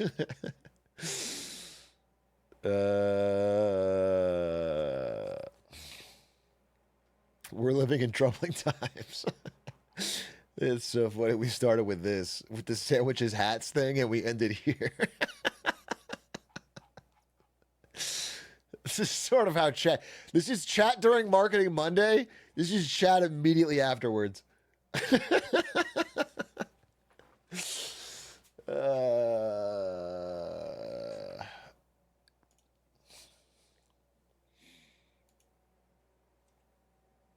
That's funny. All right, we were in the video. We were in the video about chess. Where's the video? Where's the video? Mon frere? Oh, here it is. But for the more cynically inclined, the onset of Deep Blue represented chess's first knocks on death's door. Why play chess, the Doomers would say, if the right move can be determined at the press of a button.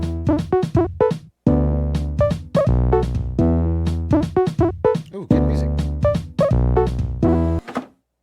But it turns out, yeah, surprise bitch, welcome to 2023, that no one actually gave a shit about that stuff. In the year of our Lord, Stockfish could beat Bobby Fischer's ghost at both chess and Fischer Random while running on a potato. And yet every year, we're still clamoring to know which sack of flesh and bones is the best in the world, arguably now more than ever. Because sure, chess engines complicate cheating scandals and have changed the way that pros study the game. But it's not like computers were ever going to be involved over the board to begin with. The real changes won't happen until we start cyberpunking our shit. But that sense of dread on the part of the Doomers, that worry that everything might soon come to an end, that was a real fear that exists to this day. Gamers, and I should probably specify multiplayer gamers, have long been obsessed with the idea of the dead game. Da-da-dun. Nothing gets these people more riled up than the suggestion that a game that they like is on its way to a better place, and that includes me, because Melee is forever. But games can and do die. Who is this guy? Everyone Got Faker in here. You got Melee in here. You got interesting chess stories in here. You have somebody watching gay porn on Twitch. Everyone's happy to be a hater and call dead game on their least favorite scene until community actually drops off the map or gets shuttered. Every day, thousands of former Han players get reported in League for flaming their teammates and raging about how dogshit the game is. For only $5 a month, So yeah, most people are not so bothered when computers get really good at games, because at the end of the day, human play is what the vast majority of humans value. But the prospect of solution can still be scary, and computers aren't the only ones capable of solving games. Humans have solved games in the true sense of the word, like how the competitive tic-tac-toe community has never recovered from the middle X controversy, but there are also lighter ways to solve games that come in the form of finding and abusing over-centralizing strategies. Now, everyone draws their own line when it comes to what is and isn't broken, cheesy bullshit. But sometimes games can end up plagued by literally game-breaking bugs that trivialize gameplay. But these kinds of blemishes tend to either get quickly fixed or banned in competitive play because, you're not really playing the game anymore if you use them. No. In order to get into the class of cheese that truly threatens a game's livelihood, we have to enter into the gray area of what is and is not fair. Wobbling is an infinite technique in Super Smash Bros. Melee that allows the ice climbers to kill their opponent at any time, anywhere, off of any grab. You've probably heard of it. Wobbling. This is funny. Just to tie it all in. This guy, Nintendo, friend of mine, Mike, he works at a chess.com now. And basically what he does is he goes to the biggest chess events in the world and he uses melee bracketing systems that chess has never used before, like losers brackets and stuff like that. He just applied time, anywhere, off of any grab. You've probably heard of it. Wobbling is by far the most powerful kill confirm in Melee, and on top of that, it is extremely easy to execute. So at first glance, one might conclude that the reason the technique has been banned from competitive play is due to its over-centralizing nature. But really, wobbling is just not very fun to play against. With or without wobbling, the Ice Climbers have never been considered a top-tier character in Melee. Ices have always been an underrepresented character with a few solid matchups and a handful of abysmal ones. Brawl Meta Knight, on the other hand, was fucked up. Wait, what's this video about, though? It's kind of going all over the place.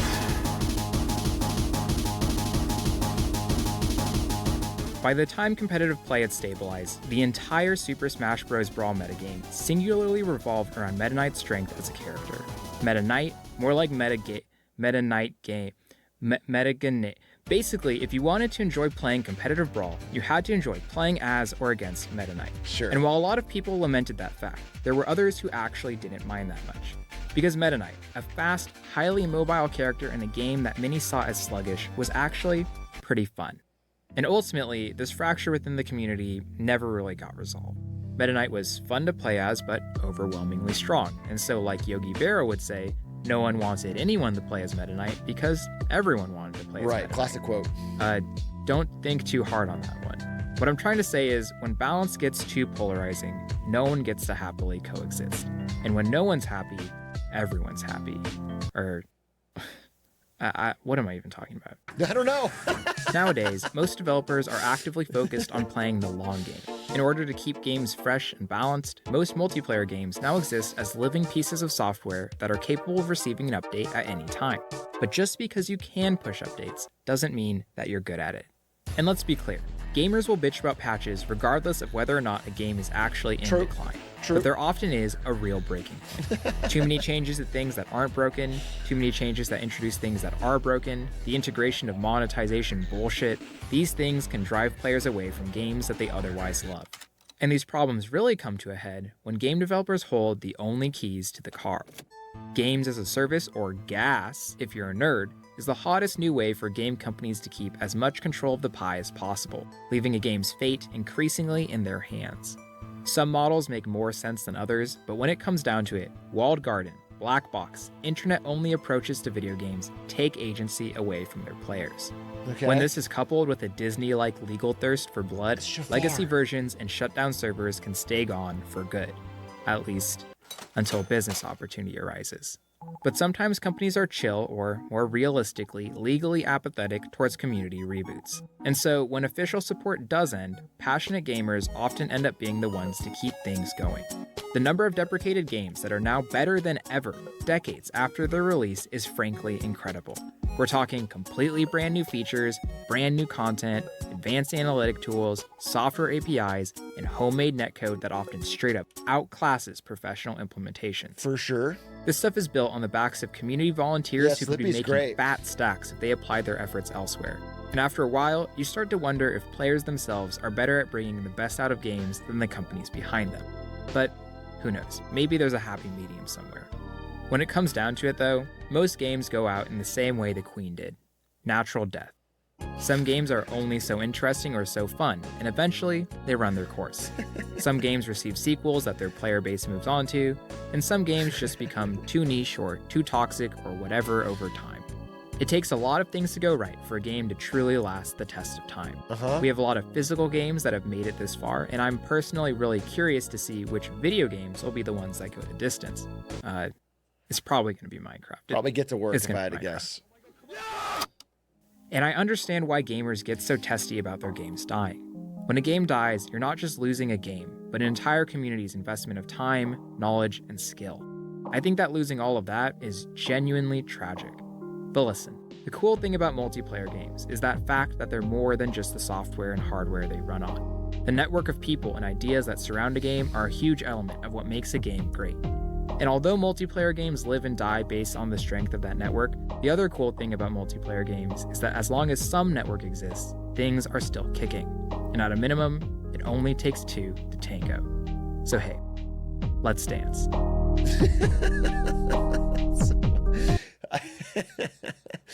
I think this guy is a great editor and has a lot of talent, but man, he's got ADHD, I feel like. There's just a script.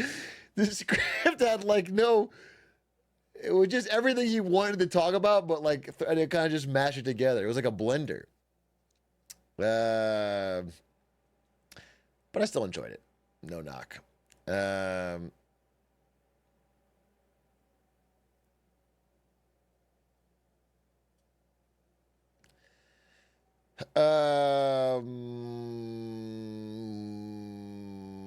What interesting video shall we watch? I'm honestly leaning towards more history stuff. History stuff is very interesting. Like, what is an interesting thing I could learn about history?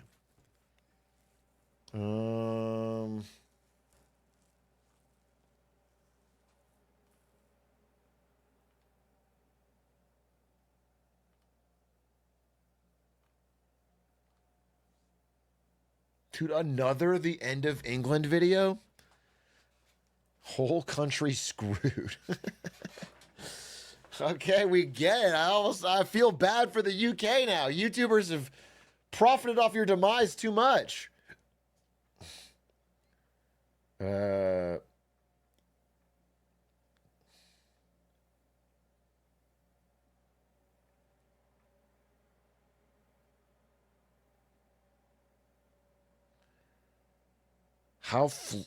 Why is Japan so weak in software? The art of dog acting.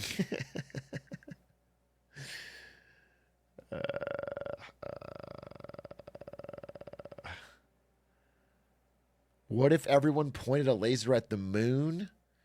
The only man to beat Father Time? Jimmy High Roller LeBron glazing video? It's tough for me to skip. I do want to see a graph of how great LeBron was. That really could be something I'm unable to avoid. Is correct. In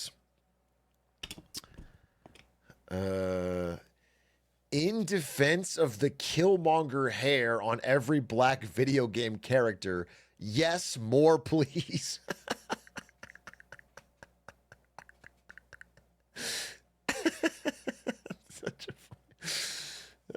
Such a funny YouTube video to exist. A 6-second video of a waffle falling over. Now this we can learn from.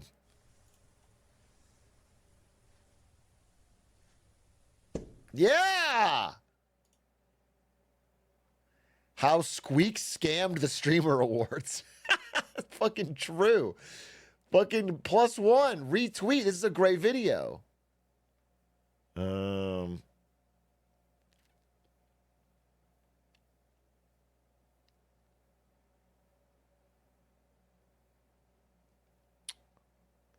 I'm too good at Atrioc's game. It's ruining his life. Is this a real thumbnail? What is this thumbnail, Squeexs?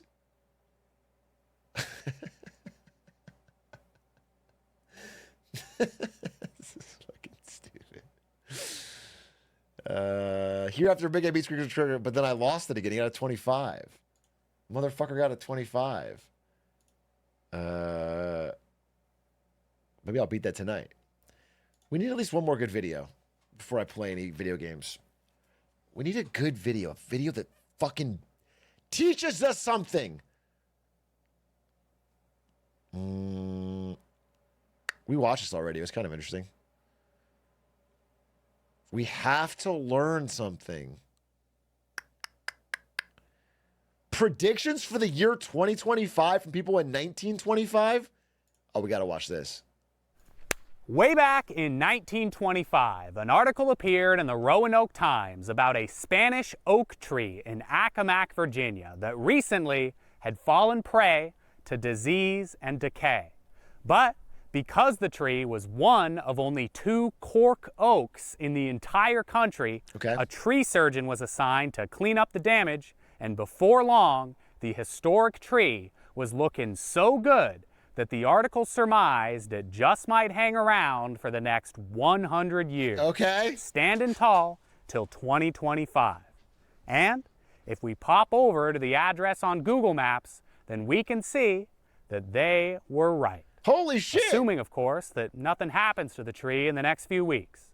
Today, we're going to take a look at the year 2025 as predicted by old newspapers and magazines and books. Some of these predictions will be very simple and some will be a little more complicated.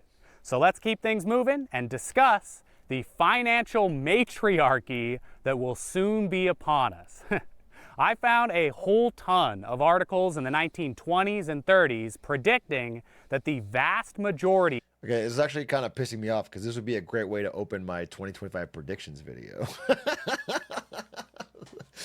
But now that I've watched this on stream, I feel like I can't do it. But like this is what a fire intro would be to look at 1925 predictions. I'll just delete the VOD. of American wealth will be in the hands of women by the year 2025. The tremendous accumulation of wealth in the hands of women has reached startling figures, they said. Statisticians figure that the wealth of the country will be in feminine hands by the year 2025, because geez, they already own 41% of the individual wealth, right? Like, it's only a matter of time before they completely take over. So what exactly was supposed to be the cause of this massive transfer of wealth, right? Well, part of the thinking was that more and more women were getting involved in the workforce and, entering the stock market, but far and away, the biggest driving force behind the impending feminine financial ascendancy was that women are the beneficiaries of 80% of all life insurance policies and 70% of all the estates left behind by men when they die. So the idea was that over time, this effect would just kind of snowball and more money would be left to women. And eventually in 2025, women... That's why I'm very pro the estate. Wait, you know what? Here's the thing. Okay, so you guys know the estate tax, which is when your estate gets taxed upon your death to slow down massive inherited wealth. And then they sort of rebranded it to the death tax to try and get it chopped down to get average people to support rich people not having to pay taxes. And that's why the estate tax has been fucking crushed and is way smaller than it was. What if we do a marketing campaign where we say not having an estate tax helps women, so that everybody wants to have an estate tax to stop women from getting money? Okay? Do you know what I'm saying? It's genius. Yeah, you get all the misogynists to support an estate tax. That's why I'm so pro estate tax, because I don't want women to have all the money. This might work. This might be genius. This might get people to support broad-based an estate tax, which, again, is probably one of the best taxes. will have pyramided a financial oligarchy unparalleled in history. This one article from a newspaper in Atlanta even went so far as to suggest that with no money left over, men would have to return to the old bartering method of commerce, trading cows and empty gin bottles in place of legal tender. All right, this next one.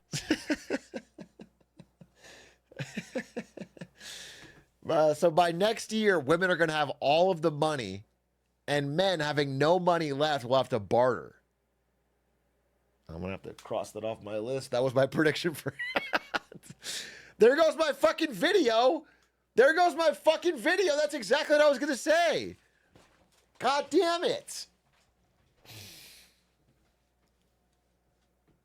Isn't really a prediction, but I did learn from an old newspaper article that 2025 will be the first square year since 1936, which just means that it's the first year since 1936 with a whole number as a square root, because the square root of 1936 is 44 and the square root of 2025 is 45. Kind of cool, right? Before 1936, the last square year was 1849, which is kind of interesting to think about, because obviously right now there's nobody alive who lived in both 1849 and 1936. So as of the upload of this video, there is no one on Earth who lived through 2 square years. But there's a lot of people still around from 1936 who will live to see 2025. So this will be the first time in decades that we will again have some two-time square year veterans. Like not even Joe Biden. But we could have had more if a couple of scientists from 1925 had been correct in their prediction that the average lifespan would be 150 years by 2025. And of course, technology too is expected by some to accelerate way beyond what we have today. Like here is a science fiction story from 1922 that envisions a world of personal flying machines and moving sidewalk chairs. And here we got a sketch of the 2025 New York skyline that I found in a newspaper from 1925. Okay. Those are personal airplanes flying around up there, projected to replace the automobile. We don't have flying cars. And on the other side of the country, here's Los Angeles in 2025. I like how the planes in this one are still very much in the style of 1925. Like, I guess there's going to be no major air travel innovations in the next century, apparently. And one last little tidbit before we move on from technology. Here is a funny exchange that I found in a couple of old articles. Apparently, in 1925, a British professor predicted that radio waves, or wireless, would run the world by 2025. Every single facet of society would be ran on wireless. Transportation, lighting, you name it. And that idea prompted a newspaper in Cincinnati to respond by saying, okay, isn't this taking things just a little bit too far? Like, why would we want our bodies to be operated by machinery? Pretty soon, we'll be making love via wireless. And where is the fun in that? All right, moving on from tech, here is a very strange magazine article that I can only assume must have been satirical. The crossword puzzle, it says, may at first seem to be an innocent game, but could very easily become a menace if its popularity continues to grow at such an astonishing rate. Because children in 1925 are obsessed with crossword puzzles, right? And that obsession is only growing. So by 2025, I'm thinking that school will be taught via crossword. Wordle. Holy shit, Wordle. Dude, the kids can't even do a crossword puzzle now. This would be an upgrade. This would be a fucking upgrade. If a kid could do a full crossword puzzle now, it would be the fucking genius. Puzzles. And, you know, Cleopatra and George Washington and William the Conqueror, these great, important, massive historical figures, they'll all be reduced entirely down into snappy little answers to crosswords. And kids, they're going to be out there reading the dictionary and engaging with classical literature solely so that they can... This dude has like a kid who was playing a crossword and didn't want to talk to him, and he went off with a fucking handle. The world's going to shit. Everyone's going to be doing crosswords all the fucking time. What are you talking about? What an insane fucking... Prove their crossword games, and they'll be studying geometry so that they can craft their own like complex puzzles out of strange shapes and designs, and great artists of the future will resign themselves only to painting puzzles and famous puzzlers. So we... What the fuck were you smoking? All the artists of the future will only paint portraits of prominent crossword puzzleists? This is like fucking, this dude made the first, parkour civilization. He made crossword civilization.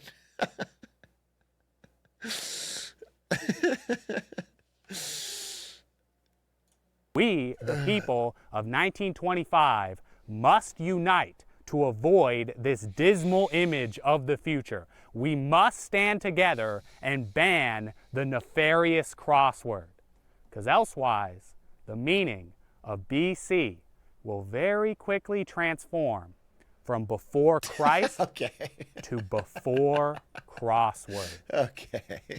All right, here's another fun one. This magazine writer is worried that people in 2025 are going to look back to 100 years in the past and assume that everybody just loved the sport of golf. So this guy is going to take it upon himself to put in writing that golf is a miserable excuse for exercise, and that there is no more depressing sight than a crowd of spectators watching two great athletes completely waste their potential trying to knock a stationary ball into a tin pot. So there you go. I hope that your preconceived notions about the popularity of golf in 1925 were just shattered into pieces. This next one is another that isn't exactly a prediction, but it just kind of makes me laugh, so I'm going to include it anyway. In 1925, a girls' club at a college in Indiana held a very secretive party that was themed around predictions for the year 2025. Okay. There was no boys allowed. It's just this futuristic party for girls only, and they're going to go in there and hang out and party like it's 2025. Okay. And I like this one because imagine if those girls were just right on the money. Like 100 years ago, these college students just perfectly predicted 2025, and they're in there like hanging out in the school gym, and they're pretending to take selfies on imaginary cell phones, and they're drinking iced coffee, and they're like they're complimenting each other's drip, and they're talking about how their party is living rent-free in the heads of all the boys, and they just like completely nailed every single prediction. But we'll never know, because it was a mysterious, secretive party, and probably none of the attendees are alive today to see if their predictions came true. We'll never know. Moving along, in 1950, the United States government bought 210 million eggs from American farmers in order to keep the price of eggs kind of stabilized. And then, dude, I just found out that Poland, the government of Poland, has like multiple tons of frozen unsalted butter as part of a strategic butter reserve that they have now been releasing into the public to keep butter prices low. They're doing it right now because they're having similar problems to Russia, where they're having butter inflation and it's causing grocery price inflation because people to get angry. So they've had all this butter saved up that they're releasing to keep the price low. It's kind of impressive. And they stowed the eggs away underground to keep them cool, which prompted this journalist from Michigan to wonder how that whole event was going to shake out in the history books. You know, is little Priscilla in 2025 going to be asking why folks in Grandpa's time used to bury all their gold at Fort Knox and keep all their eggs in caves? We still have Next, gold we at got Fort a Knox. journalist in 1946 remarking on the huge amount of books that have recently been published about Franklin Roosevelt. Chances are, by 2025, he says, there will be more books about FDR than there will be about Abraham Lincoln. And if we pop open Goodreads real quick, we can see that there are about 2,100 FDR books and 15,000 Lincoln books. So, unless we all really get to work in the next few weeks, this prediction just ain't gonna work out. All right, here's a pretty weird one that I found in a yearbook from 1923 for a high school in Lancaster, Pennsylvania. Actually, the yearbook is from 1951. I don't know why I said 1923. The pages on all the graduating seniors have a sort of like question and answer section, and most of the questions are like the normal stuff you would expect to find in a yearbook, right? Like what's your favorite food and what's your favorite song? But then the book also asks the seniors how they think they're going to die. And one kid says that he's going to study himself to death, and a girl says that she's going to die via a nervous breakdown, and David Eller, the aspiring chemist, says that he just might blow himself up in the year 2025. I wonder if he's still around. So, David, Spooky. if by some miracle you're still out there, Don't do it. Please, please be careful for me over these next Don't few do months. it, David. All right, so I got one last big story to share with you. But before we get there, how about we just like rapid fire burn through a whole bunch of shorter predictions? Okay. Like here's an article from 1950 about a fashion show that was sort of meant to predict the futuristic styles of the year 2025. Okay. And one of the predictions is that people in 2025 might dye their hair in bright shades of green, orange, and purple. So nice job on that one. Okay. Although I can't quite give the same compliment to these spacesuits here. This guy in 1905 thought that the population of Quebec would swell to 320 million people by 2025. This congressman predicted that the entire population of the United States would work for the federal government by 2025. Bro, not and far this off. next one is for If Joe Biden has 2026, his way. but I'm going to include it anyway because I think it's funny. By 2026, we will have 5.2 billion people on planet Earth. And just look at this picture. That's what it's going to be like. Undershot. People are going to be packed into every corner of every continent, just You overflowing thought that on was the 5 boat. billion? Hey, if you embarked on a quest in 1931 to take every single course offered at the University of Florida, then you would not finish until the year 2025. Someone out there is about to have a real hot resume, let me tell you. Hey, by 2025, we might make it to the moon. Yippee! In 1925, it became illegal in the state of Kansas to sell cigarettes, which led this journalist to ask if bootleg coffee and tea might be on the horizon for 2025. In 1947, a recount was undertaken for a judge's election in Chicago, but apparently some people thought that the recount was taking too long. So long, in fact, that the dang thing wouldn't be finished until 2025. I don't know about you, but I am real excited to find out who won. Here we got a store called Gamble's that decided in 1960 to hold their 100th anniversary sale, despite the fact that the company had only been around for 35 years. But hey, according to them, the store might not even be around by 2025, so why not just hold the sale They just did it right early? now instead? And I think that was a good idea, because as far as I can tell, Gamble's This is my does 100th not anniversary exist anymore. stream. This magazine writer predicts that history will smile very kindly upon Leon Trotsky, despite the fact that he is so heavily maligned in 2025. And this journalist says that because people in 1925 celebrate the old days of pirates and smugglers, people in 2025 just might craft romantic stories out of the current era of gangsters and bootleggers. That's some pretty good cultural analysis there. Yeah. But all right, I think it's just I about guess so. time we wrap this up and touch on our final story. A real good one, I think. In We should still do 1925, a pirates journalist and- from Toronto wrote this whole big story about how silly it is that young people are looked upon with such disdain by the older generations. He says that the older crowd is constantly accusing the youth of seeking stimulation and excitement, despite the iPad fact kids. that old people have been saying that exact same thing basically forever. Like the journalist says that any senior citizen should be able to remember the days of their own youth when their own generation was undoubtedly criticized for being lazy and airheaded and thoughtless and pleasure seekers with no ability to understand money and the economy. You know, like every single generation inevitably gets old and starts levying the exact same accusations against the contemporary youth that they heard themselves. And so it's just completely ridiculous to argue that any crop of young people is somehow objectively worse than all that came before them. But as the journalist sadly recognizes, this is an uphill fight. It's simply impossible to reason with those who say that the young people of today are the worst ever. It's totally unproductive to even try to change their minds, right? Like the journalist here is very solemnly Well, we can wondering definitely agree they if can there's get even worse. a point to writing this article. But despite their They can pessimism, get worse. the journalist does find solace in one possible scenario.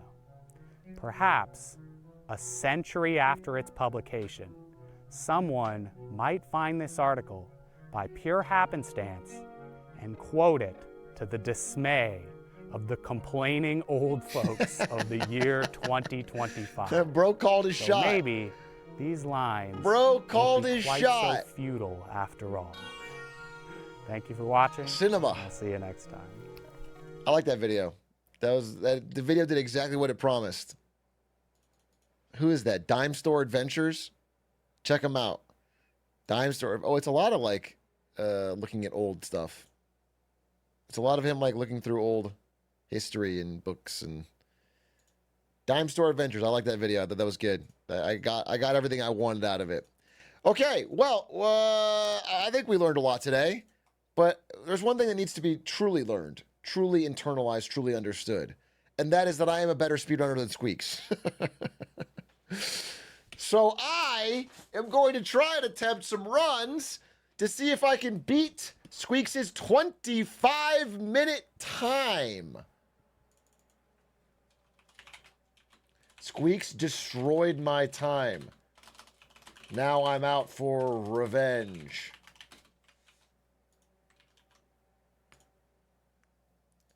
Get to work. And all we need is the song Icarus to hype us up. Or any new songs. Get to work.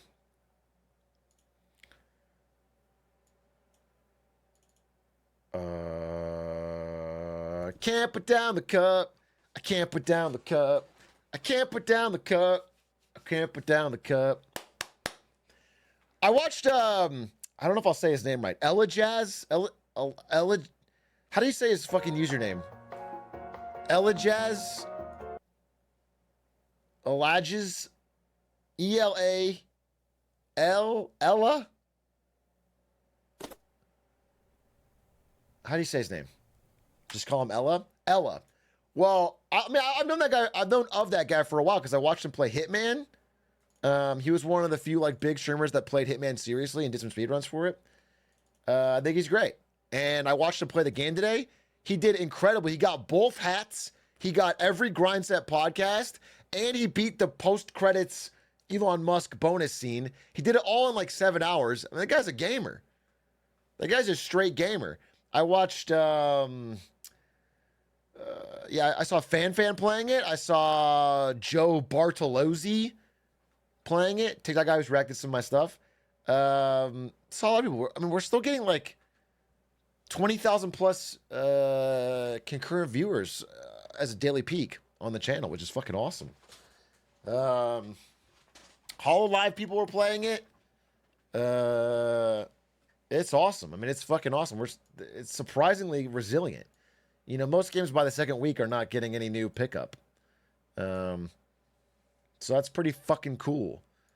And again, it's gotten pretty big in China, but China keeps refunding it. We'll talk about it tomorrow.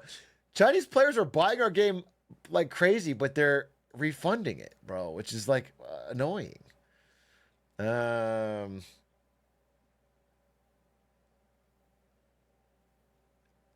Oh shit.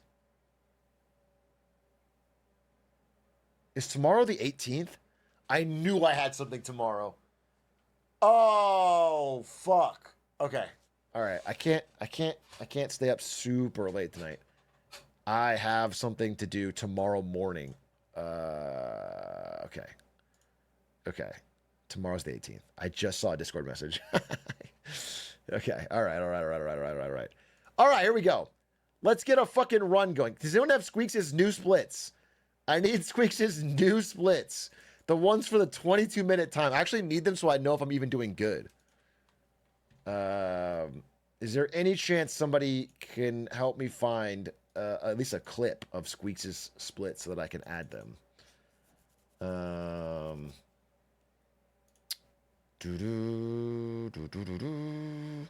Just go fast? Yeah, but I need to know if I'm like falling behind early or falling behind late. So I know where I gotta fucking...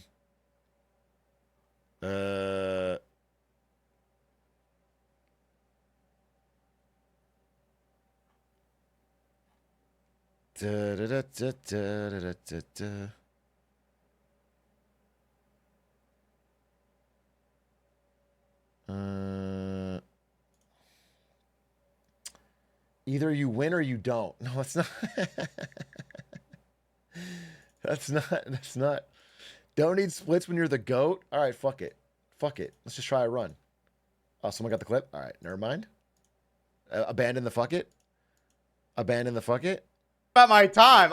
First sub 30 between Atrioc and I. Dude, fuck off. Okay. Here's the problem is Squeexs' gigantic fucking forehead is blocking the splits. How can I fucking... He moves it later? He doesn't even move it. He doesn't even move it. All right, well, I can get the first ones at least. Okay. Look above. He hit pyramid skip like 6th try. What's pyramid skip? What the fuck is pyramid skip? Okay. Let's see. Little bro doesn't know. Well, I might have to learn some skips here. Okay, let's see. So if I'm looking at these Squeexs, his first one is 130. We know that. 130. His second one is 239. Oh my god, these are all faster. His third one is 302. 302? Oh no. He gets out of the warehouse pretty fucking fast. All right, his next one after that is what? 539?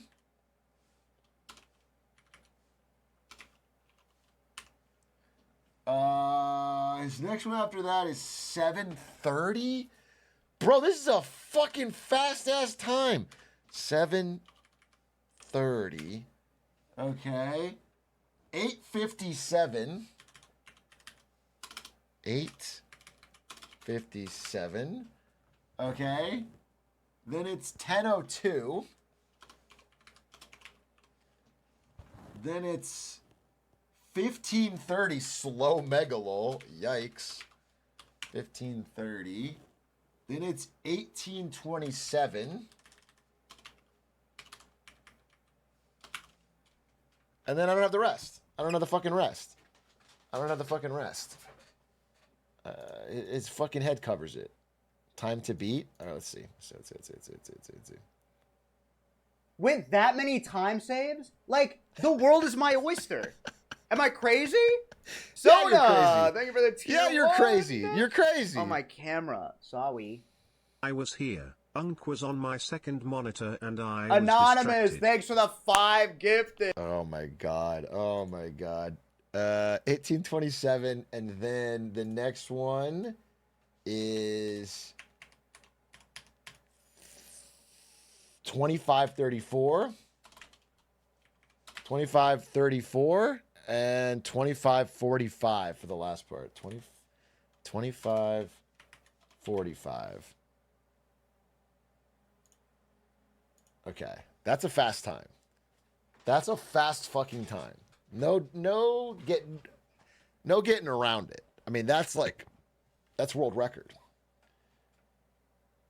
However,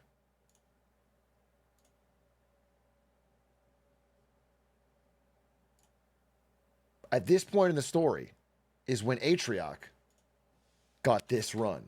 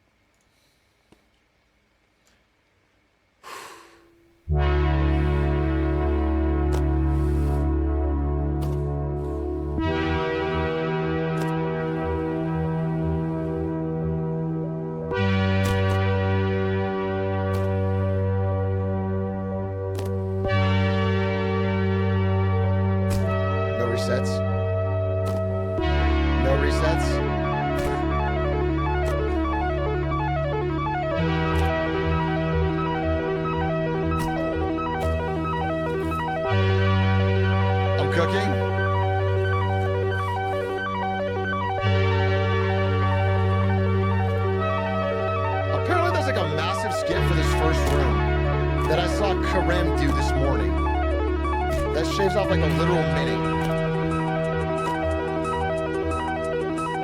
Where you go up the fucking walls.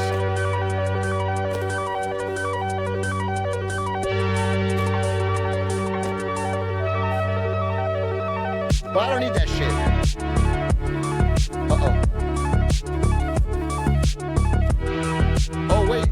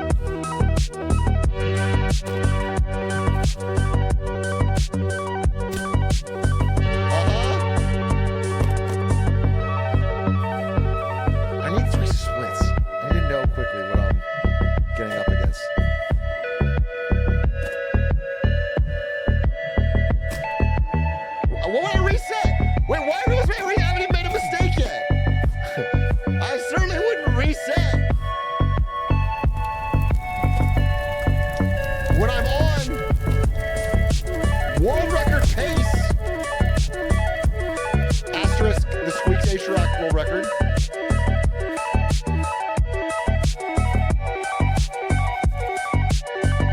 Pause. What am I at? What's my split? Did I just cook him? Is he already cooked? Oh, it was an exact tie. It was an exact tie. 130. No, I'm ahead. I'm ahead, dude. He's getting cooked. Pause abuse? No, it's not pause abuse, bro. Sorry, music's a little loud. You're right about that. You're right about that. Let's turn down the music just slightly. Pause strats for Ragdoll? Oh, I'm sorry that I'm intelligent.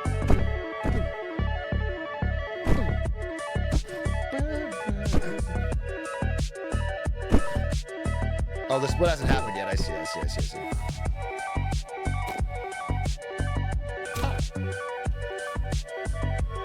Okay, it's a razor-thin margin. Wait, am I behind? I'm behind by 1 second? Fuck. Reset, it's over? It's literally, it's literally over? Oh, no, we're not resetting. We're not resetting because we don't need to reset because we're cooking.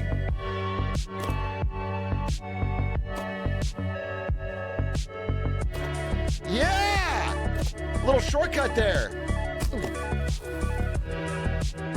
Okay, warehouse.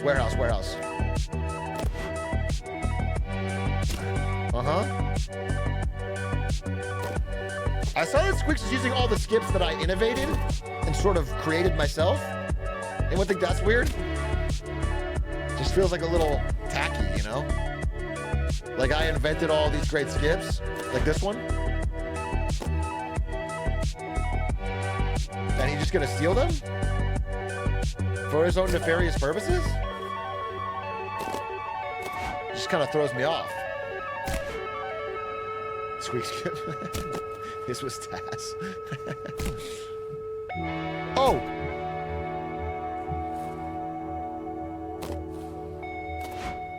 I think the second we start doing top grabs in our run is when it's over. Once either me or Squeak starts using top grabs, it's fucking over. Okay. Grab it! Yeah, buddy. Okay, so far so good. Okay, no, not again. Sorry, not again. This is a 10-hour version too. Okay, wait, we need a song. We can pause. Dude, the best part of the speedrun that I'm now realizing is that you can pause it. You can fucking pause it. It's like Hitman. You can just pause. The timer pauses. We need you think Icarus? Is Icarus what's going to get me to the finish line here? I mean, we're on a great run here. There's no reason not to play Icarus. Fuck it. And then we'll do the cup, since everyone's demanding it. Okay.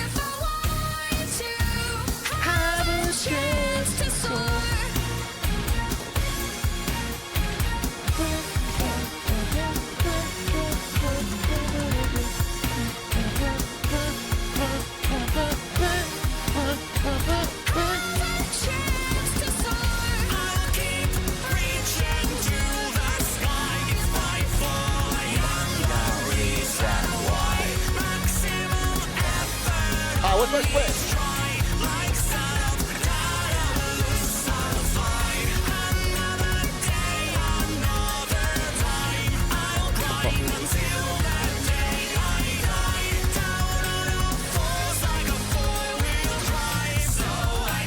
Get to work on time. Save. So I can get to work on time. Reset. Hold on.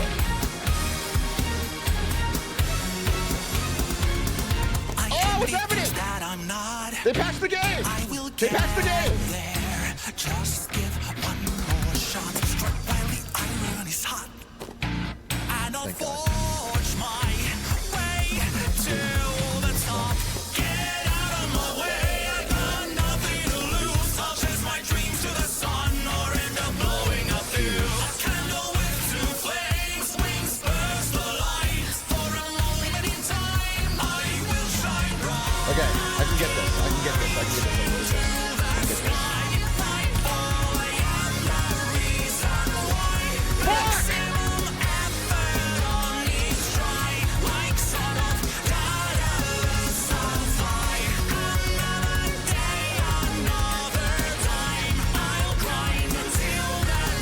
Fine, as long as I can do this shit. As long as I can do this shit, it's fine.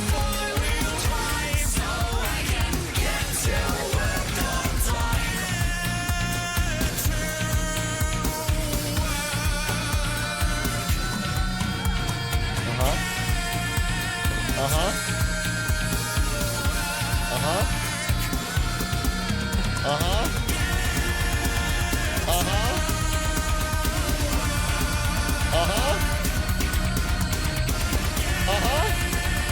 Oh no. Oh no. Yes! I'll keep Yes! reaching to the sky. Fight for the reason why. Maximum effort on each try. That was a max race fucking jump! Alright, pause. Wait, what's the split? What's the split? What's the split? What's the split? What's the split? What's the split? What's the split? Oh, wait. Okay. 7. Oh, I'm behind 30 seconds. Winnable! Winnable! Winnable! Winnable, winnable, winnable, winnable, winnable, winnable. Get to work on time.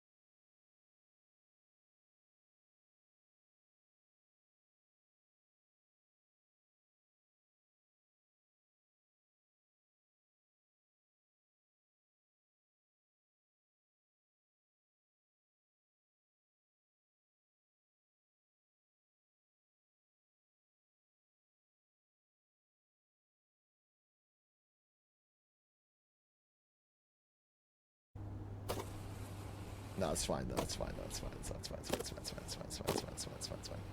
It's the first run of the day. It's the first run of the day. Okay, you gotta get the jitters out. And I don't have any jitters, so I'm already fucking dominating. Uh huh. Uh huh. Uh huh. Uh huh. Please make this. Oh no! Oh no! Okay, reset. Reset, dude. Okay, yeah, we got a reset. All right, there's gonna be a reset.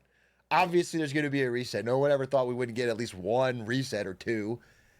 We need a song that's gonna inspire us, not just us, but generations of people. We need a song that's got style, panache, and grace. You've heard it, you love it. Sipping on caffeine. I'm sipping on caffeine. Let's go. I can't put down the cup. Can't put down the cup. I can't put down the cup. Can't put down the cup. I can't put down the cup. Sipping on caffeine. With coffee I fell in love.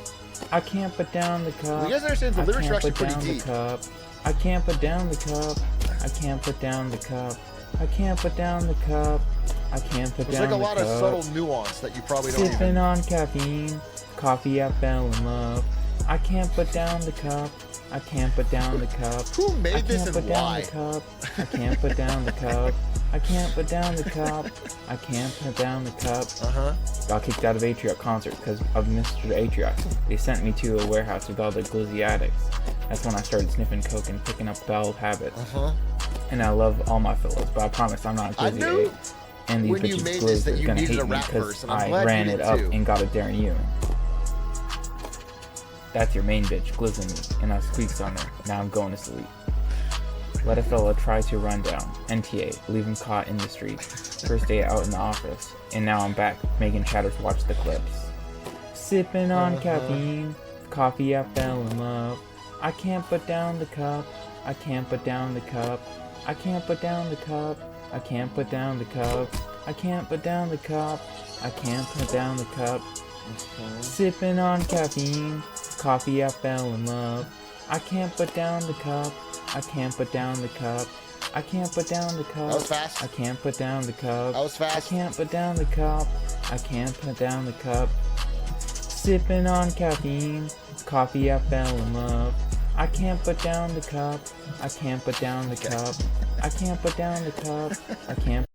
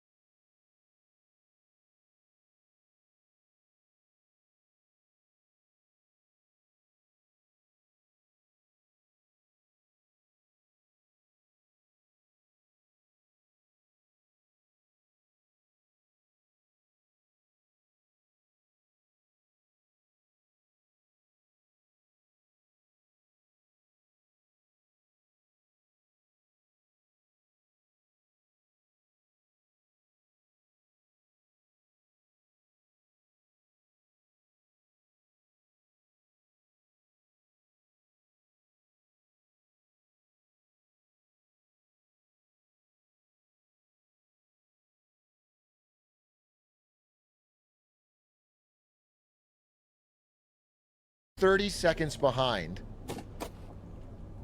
it's absolutely keep going. Up. Oh, shit. Up. Oh, fuck. Okay. Okay. Dude, I need to learn that fucking other... I need the one where you hit the... I need to learn the Karem skip. Okay, for a junior financial analyst, start the clock. Start the clock. Ooh. Start the clock. 8:21. What am I at? What am I at? Oh, I'm behind 41 seconds. No, 51 seconds. 51 seconds. It's not a great place to be. It's not a great place to be. But imagine I just crush this room. Damn, Squeexs had a fucking run, huh?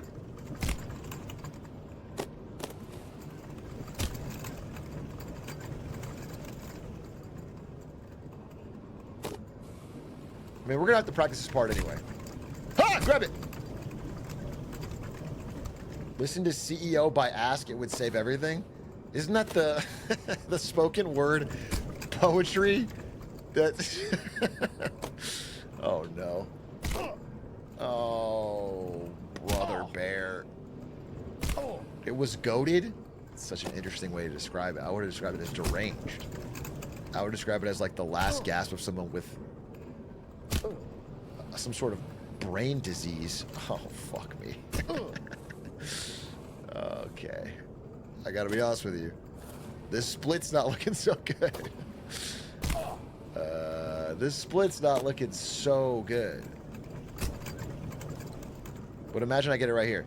So just release like a little bit before the red. Yeah. And then straight up. I have to hit this. And then it's just like hold forward. Get to the shadow. Pull off. Yeah. Okay. It's actually down. It's actually down. It's actually down. Down pat. Okay. Hold up. And then, This is why we practice, folks. This is why we practice. This is why we practice. This is a practice run. This is a practice run. This is a practice run. No, don't start a reset. Because it's a practice run. Okay, I'm trying new things. Like right now I was trying. Do you save time if you fall off there? It turns out you don't. No. Now we know. Okay, but I wouldn't have known that. We wouldn't have known that if we hadn't tried. Good to know. Yeah, you can rule that out. Socrates over here.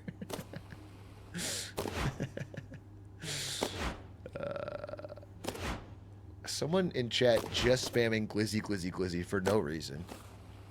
Even less reason than usual. Just not even related to what. Oh, okay. This is like this, and then that's perfect because you want to fall there because you want to go here to get this skip. And then you want to go down here to check for other skips. Surveying. I'm not seeing any, but I'm glad we checked. I'm glad we checked. And now we know there's no skips down there. So then we go here. So I need to figure out what I do here. I like, just like, you have to just sail over it. You have to just ignore it. It's like not a problem. And this, you just go like this. Hit the middle. Hit the middle. Hit the top. Uh-oh. Ha! Yeah. Yeah, that's goat status. Okay. 11:39. How far behind am I? Can't be that far. Can't be that far. A minute 30 behind? Okay, but imagine I get... Imagine I get this room so fast. Like, no mistakes. Okay, what if I get the top grab? What if... Oh, no, I can't get up there. Okay, what if I... Don't worry, because I'm going to fucking nail it from here. So if I go from here, right, and then I go up this way, and we just literally have a flawless run from here on out. and suddenly I'm saving so much time. Squeexs is calling me crying, like in full-on sobbing tears. He's like, dude, I can't beat your run. There's no way. Why'd you make it so difficult? And I'm like, sorry, Squeexs. That's just how real speedrunners operate, all right? And then I kick him into a pit like it's the movie 300. Okay, and then everyone cheers. Do you think that's a possibility that might happen? Or are we ruling that out completely?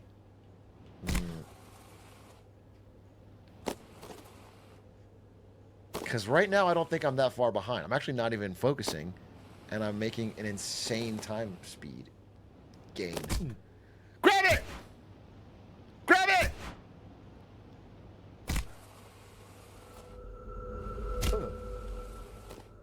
Uh-huh. You stop right here, and then you go right back. Did Squeexs have any falls? That's the... Oh, fuck. Like, example, that's what a fall looks like.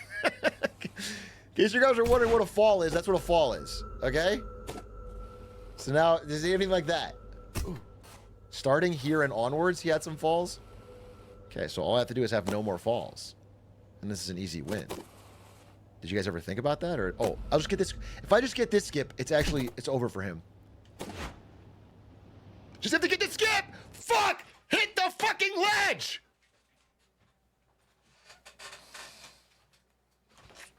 I almost got it. I almost got it. I almost got it. I almost got it. All right, that's a reset. You would have been green? If I was green there, I can be green with my own better time. I can cook it, all right? All I have to do is get a different song. The problem is the songs. Like this one called Let It Go Bald. A different one? I'm sorry, what? A different Christmas song? About me being bald? Oh, the office outside is grassy, but the chat is so delightful. And since we've got no place to But there's go, so many things. This is a different person. No, it played the next song, and it's the same fucking parody. Doesn't show signs of stopping. And I brought some This is insane. for popping. The fingers are turned way up large. Let it My gliz, fingers are let it turned way up gliz. large. When we finally flirt goodnight, how we'll hate the industry. No, you made me fall. But if you really hold me tight, all the way home I'll be poggies. No, I can't. And I can't listen to that song. No, that's one of the worst things I've ever heard. If you really hold me tight, all the way home I'll be poggies. No, that's not. I can't listen to that song. I need. What's next? The next one's the one about Smallant teaching me how to play. All right, we'll just finish this one. chat is quickly laughing, and my streamer was still goodbye. But as long as you love me so, I'm a second ahead of Squeexs? let it gliz, I'm a let second it ahead? gliz, let it gliz. Fuck! Glitchy game! It still coded that part. I did the rest.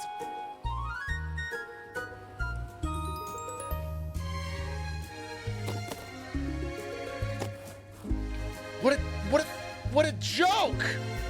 When we finally flirt goodnight, how we'll hate the industry.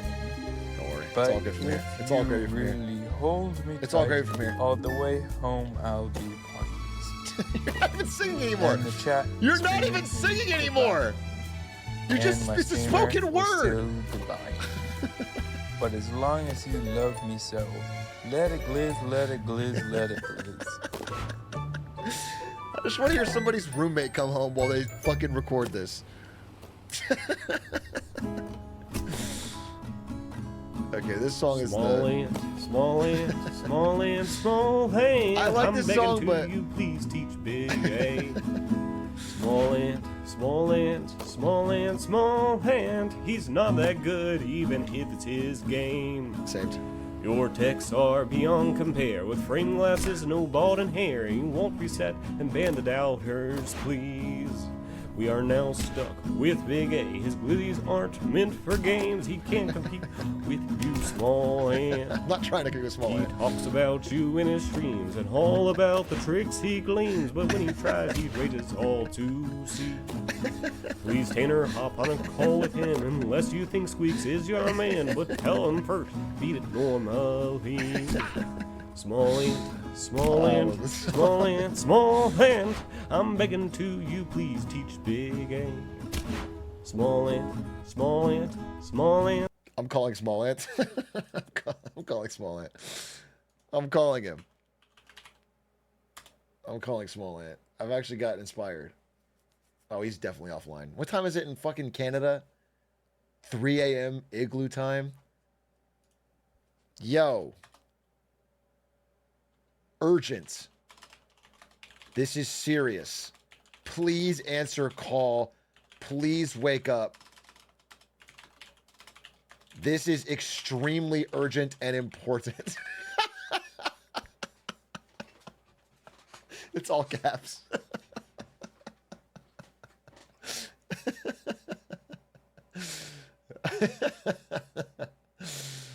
That's not a YTA moment. It is urgent. It is urgent. Smallant! Hello? Yo, are you there? Hi, what's up? Hey, what time is it there? 11 p.m. Okay, it's fine then. Hey, this is extremely Yes. urgent. I actually need your help very, very, very badly. Okay. I would not call if this wasn't important. Yeah? I'm losing to Squeexs in a get-to-work speedrun race. Oh my god. Okay, give me a sec. I'll get on my computer. I One need moment. your help. I need your Okay. help. I need to learn some What? tricks to shave I'm off running time. downstairs.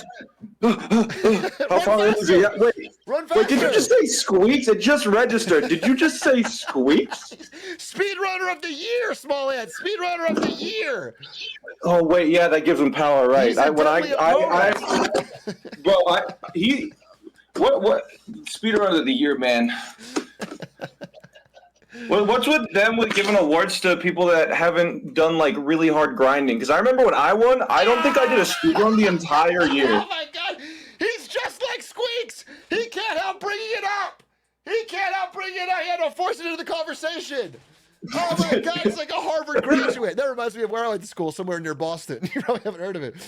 Oh, god damn it. Okay, well listen, yes, you did win, and you were the last time they gave a real award to a real person. But ever since then, it fell off a cliff and they gave it to Squeeks. And now if I don't defeat Squeeks in this race, it's the end of speedrunning as we know it, okay? Well, how deep are you? Well, it's more about I need to learn a better route. Oh, you need to learn a better route. Oh, I thought it was like a live race. No, okay, wait, what's his time? His time is 25:29. Okay. That's actually not too bad. Holy. It's a pretty good time. It's a pretty good time. What's your PB? My PB's 31 yesterday. Okay. His 25:45. Now I was 31 yesterday, and he was 33 yesterday. But then overnight he grinded like a cheater. Speedrunners knows we don't grind. This is not a problem. This is you could pretty easily get under 20 minutes, no problem. One day practice, easy peasy. Easy peasy? Okay, perfect. Oh, we'll see. Easy peasy. Now I already heard you say easy peasy. So I'm already on an incredible pace. Like I'm already on incredible. Okay. A 4 minute. Okay. I have So do you know what a top grab is? Like actually? I know of it from watching you, but I've never done it, and neither has Squeeks doing them. No, Squeeks is not doing them either. Oh, okay.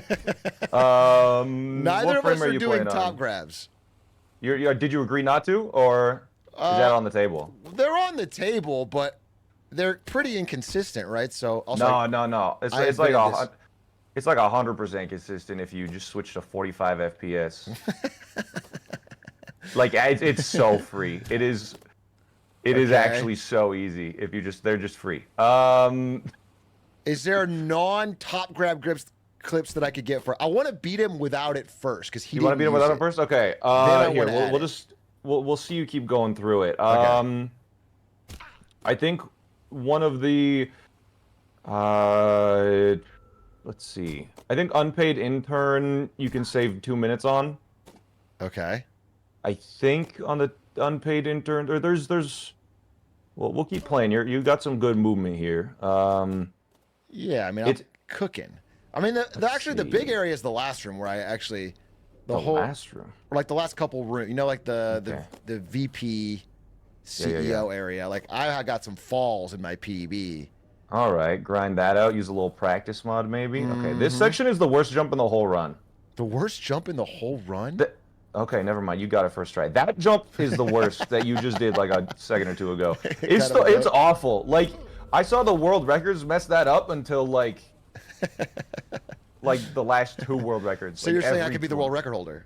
Yeah, this is pace. You're saying that with okay, so this is the how do you do this? Because Squeexs does this now, and okay, this is free. I like hit this. I hit that. Wait, I might get it first try because I have tried it. You kind of hit the. Oh. Okay, never mind. Yeah, there you go. Perfect. Okay, I got it. Yeah, you kind of I missed land it, on like, the seam in between colors, and then you just launch off the high part. Then we get up here. Wait, just having Smallant in the call has made me already a better player. I cut that. It took me 6 tries to get that last time. Yeah. I'm and sending then the energy this one, telepathically.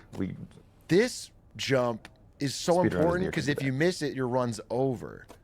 No, it's not over. No. So you usually aim for the black part, but there's that big black platform that's the long one. Ah! You can aim for that if you miss it. Climb! Oh, you're climbing? Okay, I learned that from you. No, climb! Yeah. Okay. Is there a rhythm to it? Okay. Yeah. Because I just it's basically spam it. you listen to the swipes and you just tap 2 for every swipe that it does on the skates. Damn. Oh, interesting. Yeah. Okay. Tap 2 for every swipe. Yeah. Okay, then Okay, this room's a bit tough for me as well. Okay, yeah. This I know one, this part. the I big. learned that from you. Do you know the big jump? Yeah, I do know the wine skip, right? Yeah, wine skip. Okay, yeah, wine makes your skip good. Okay. The thing that made it more consistent for me is turning off auto camera rotate. So. Oh, really? That is a setting that you might want to turn off if it's not already off. Auto camera grab! Fuck. Okay. I got that. Yes. Pretty good. Grab this. Yeah, the camera turns midway up that big gray wall. And you start turning back from the wall right at the seam of where the shadow ends. Okay. So just full on, straight, full speed ahead. Just hold full forwards here. Then turn back. Huh? Okay, nice. That actually helped. Okay, yeah. Okay. And this part I kind of have. No, Smallant! Hey, that was on you. You took the aggressive line. Okay, still salvageable. Yeah. I'm just gonna go back and do, unless this isn't. I'm just gonna go back and do wine mixer skip again because it's good to practice. Yeah, that's good to practice for sure. And this just makes it right back. So actually, I know an area that I really need your help in. And that's the one after this, which is not the one where it's middle management. I need middle management help. Fuck, I do too, man. Middle management fucking sucks. Middle management. Squeexs has falls there, as do I. If we can get that's crap. That's just a badly designed game, honestly. Whoever worked on this in any capacity, I know. What's should the be problem? lined up and shot. Okay, one of these. This is not looking good. Can I even make this jump?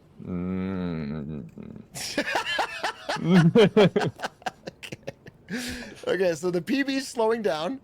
Obviously, this is slowing down just a bit. But obviously, Squeexs has other fault. I'm gonna have to do a reset. But I'm only just gonna show you where I'm at so we can get the route right. Yeah. So let's just get through this. Okay. I didn't even grab it. Smallant, there's just too much pressure, all right? You're constantly backseating me and berating me. And if you could just be a little kinder, I could actually show you my best gameplay. Okay. But you're doing great. It's even at this. I hear this happens to most people when the pressure is on. Right. So whenever the award it's winner. a common thing. Yeah. Yeah. Whenever there's an award winner in the call. No, I get it. Yeah. Exactly. Yeah. Yeah. Thanks for being modest and not mentioning it, but I'll bring it up. If you guys don't know, Smallant won Speedrunner of the Year. I was actually the first, so that means like I'm the most important one. You know what? It was just as important to be nominated, though. To be honest, that year, really, just to be nominated was basically the same thing. Yeah, I mean, everyone thought of everyone that was nominated just as much as the actual winner. Yeah. The only reason why the winner won is just because of like the whole shadow council that votes. Exactly, the shadow council. Yeah. Exactly, and the bribes. Well, we don't talk about those publicly, so. All right. That's well, I supposed to made be this. Yeah, hush hush.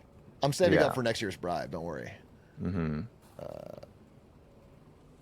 And I'm gonna bribe them to make Squeexs win again, so that people get mad at him. That's actually crazy that people are getting mad, bro. Speed, know, it is crazy. Speed runs. It's just like Well, I did vote for Suigi. I will admit I voted for Suigi because that Mario 64 shit was hype, but that was pretty hype. I understand. Obviously, he's not as good as Mario 64 as Squeexs, because Squeexs won. So. Yeah, yeah. I mean, Squeexs won the award, so Yeah, there's only one, and he's finished with Mario 64, so there's only a reason. Okay, so curious now I go to the into route here. here. Yeah. Do you do the skip that skips like half this section? And I go over the top. Yeah, full speed, good, and then you kind of stop. Then I fuck up. Don't worry though, it's all saved. Okay. No gamer jump. Okay. Gamer jumps are easy. You got to do the gamer hoop. And then I do this. Don't worry, this is all good. And then I go here, and then I do a real clean, classy run right here. Okay, perfect. Totally salvaged. And then I hit this edge real nice, and I hit this. Nice And I edge. hit this, and I hit this, Yeah. and I hit this, and I definitely didn't get and enough then speed. But no, I can that's still enough. save it? If you grab. No, Yeah. Fuck me. All right. Okay, good. I'm glad you're going for that. Yeah, I have to get it though. Yeah. So you just hit the middle, you hit the middle, you hit the middle, and you go straight off the top. Yeah. You can leave a little bit earlier, and you'll make it further. Fuck. Leave earlier? Yeah. What does that mean? Like, just exit that sort of the thing you jump off of. Exit further to the right. Oh, I see. Okay, let me try it again. Because the further you go to the left, the more speed you lose, and the speed is the most important part. I see. I'm doing it to the left. I see. Okay, that's a good tip because I'm always trying to get to the highest height. Yeah, I launch off like a little bit to the right of like where the center of that whole thing is. So it's a good amount further right. Okay, let me try one more time. I think I can get this. So I land this and get over here. I jump across. I jump over this. This is no problem. For a god gamer, it's like I can do this in my sleep. I hit this middle part. I go over here. I get this. The right nice of curve. center. Oh, yeah, sorry, Chad. I'm right. Yeah. Yeah. Nice. Yeah. Okay, I see. You're right. You just go off more road. Sick. That's a huge tip. Yeah. Okay. Then I get to Right. middle management, and this is where it's a real nightmare. So I'm trying to do a non-top grab middle management, just to Okay. beat Squeexs without it. Okay. And then I'm gonna learn the other stuff because we're gonna get too fast. Yes. Yeah, because this one saves like 45 seconds ish. So is there any short? I mean, I could just do the run. Yeah, you could do it. I think if you're worried about like consistency, you can go the little gray way, which is like a second or two slower, but you'll literally never mess it up. And same with the sort of blue wall that you pass by halfway through. The blue wall. That one you can. Yeah, the one you can climb up it if you kind of just get a little running start. But I mean, if you're consistent at this, probably best just to grind this out. But you think this is faster than those methods? Probably. Okay. In that case. And then from here, I would probably take the other way. I think it might. Is it faster? I can't even tell. Because I mean, I got this down. I've never messed this up. Jack can concur. I've never messed this up in my life. Yeah. All right. If you've never messed this up, go for this then. Something about that. that little. No, I don't know. Yeah, I always have a little laugh. That Truth or damn not. laugh. And then I nail this. I do the Smallant go to the end of the hallway. Yeah, that's right. And That's then what they I do call one it. of these. And I go. And then I've never messed this up either. If I mess this up, it's only because Okay. things have gone wrong. No, I'm not. I can't. I got scared. Oh, yeah, you just hold full right the whole time. No, it doesn't work. No, you're lying. If you hold full right, it turns out some people, not me, they just fall down there onto the blue and they don't ever get any speed. You have to hit. No, you fall. You Okay. fold full right, and then you have to like slow down a little bit to land on that little flat platform, so you don't land on the This part right here, right? 45. Stream delay, the little bit further to the right, like the little bit further up. Like if this. you land.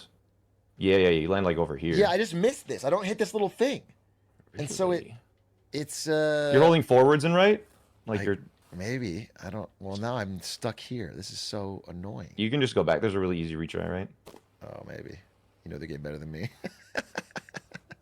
Yeah, you can just Oh, jump yeah, back you're to the right, little you're right, thing, you're and then right, if you you're just start at the very edge of the gray and just hold full speed, you make it. Okay. Very edge of the gray. Hold full speed. And then hold right. I can't Hold do forwards it. and right. I can't do that. Wait, how? Oh, you gotta commit. Forwards and right, all in, just pure commit. Yeah, is what your you're commit, saying. and you'll make the jump. Okay, because if I get this, it will be a nice time save. Okay. Have I heard the song? There's a song? There's a reason I'm calling you, and it's a song. Okay. Forwards and all right. No, dude. Oh my fucking god. That's Hold too it early. scary. Wait. Okay, let me try. Just it. commit, and it'll work. Okay, I'm gonna try this. I'm gonna hard commit. Forwards and right. Forwards and right. Here we go. They actually call this one the Smallant strat, like everything else. Forwards and right. They didn't even. You didn't even hold right. No, my camera was wrong. I held forwards and right. I don't understand why that worked. Okay, here it is. Small. This is gonna fucking blow your mind. I'm gonna get this first try. All right, get the sweat off my hands. Okay, all right. 3, 2, 1, full speed. Here it is. Boom. Grab the edge. Boom. Forwards and right. Didn't even come close to working. Turn the camera 90 degrees so your the camera is sort of parallel with the wall. I thought it was gonna auto rotate. Okay, I gotta turn my camera. So, full speed.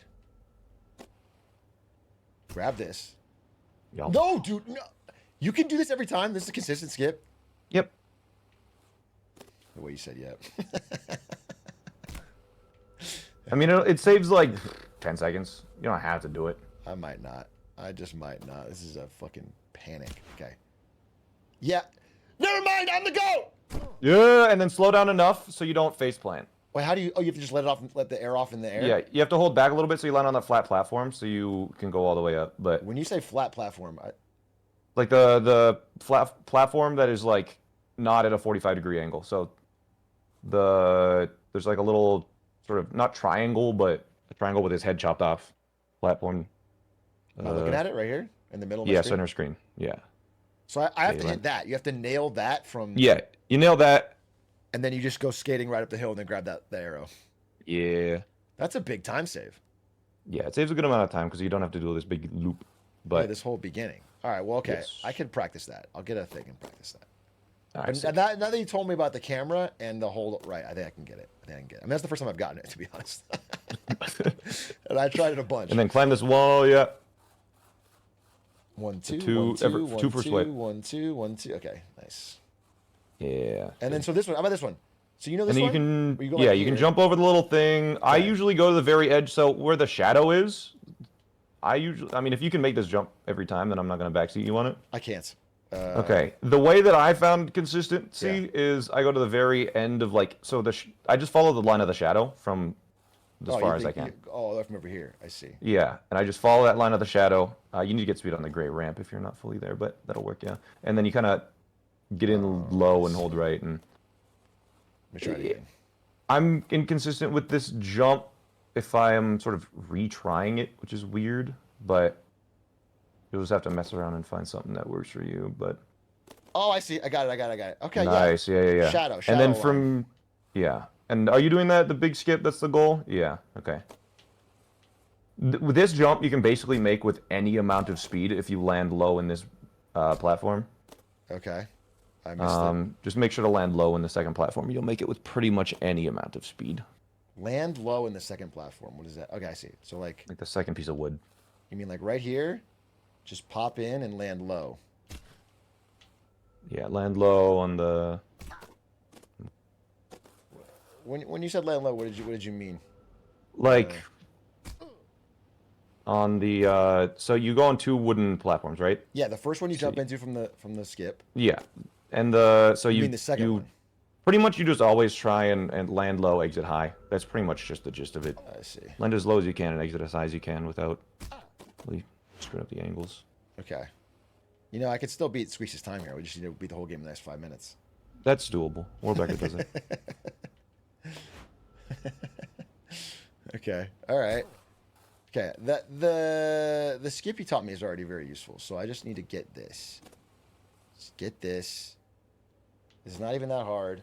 You just skate real easily, get a lot of speed, grab this, pop open, straight over the top. This big jump is so fucked. It's so stupid. So I never got this consistent.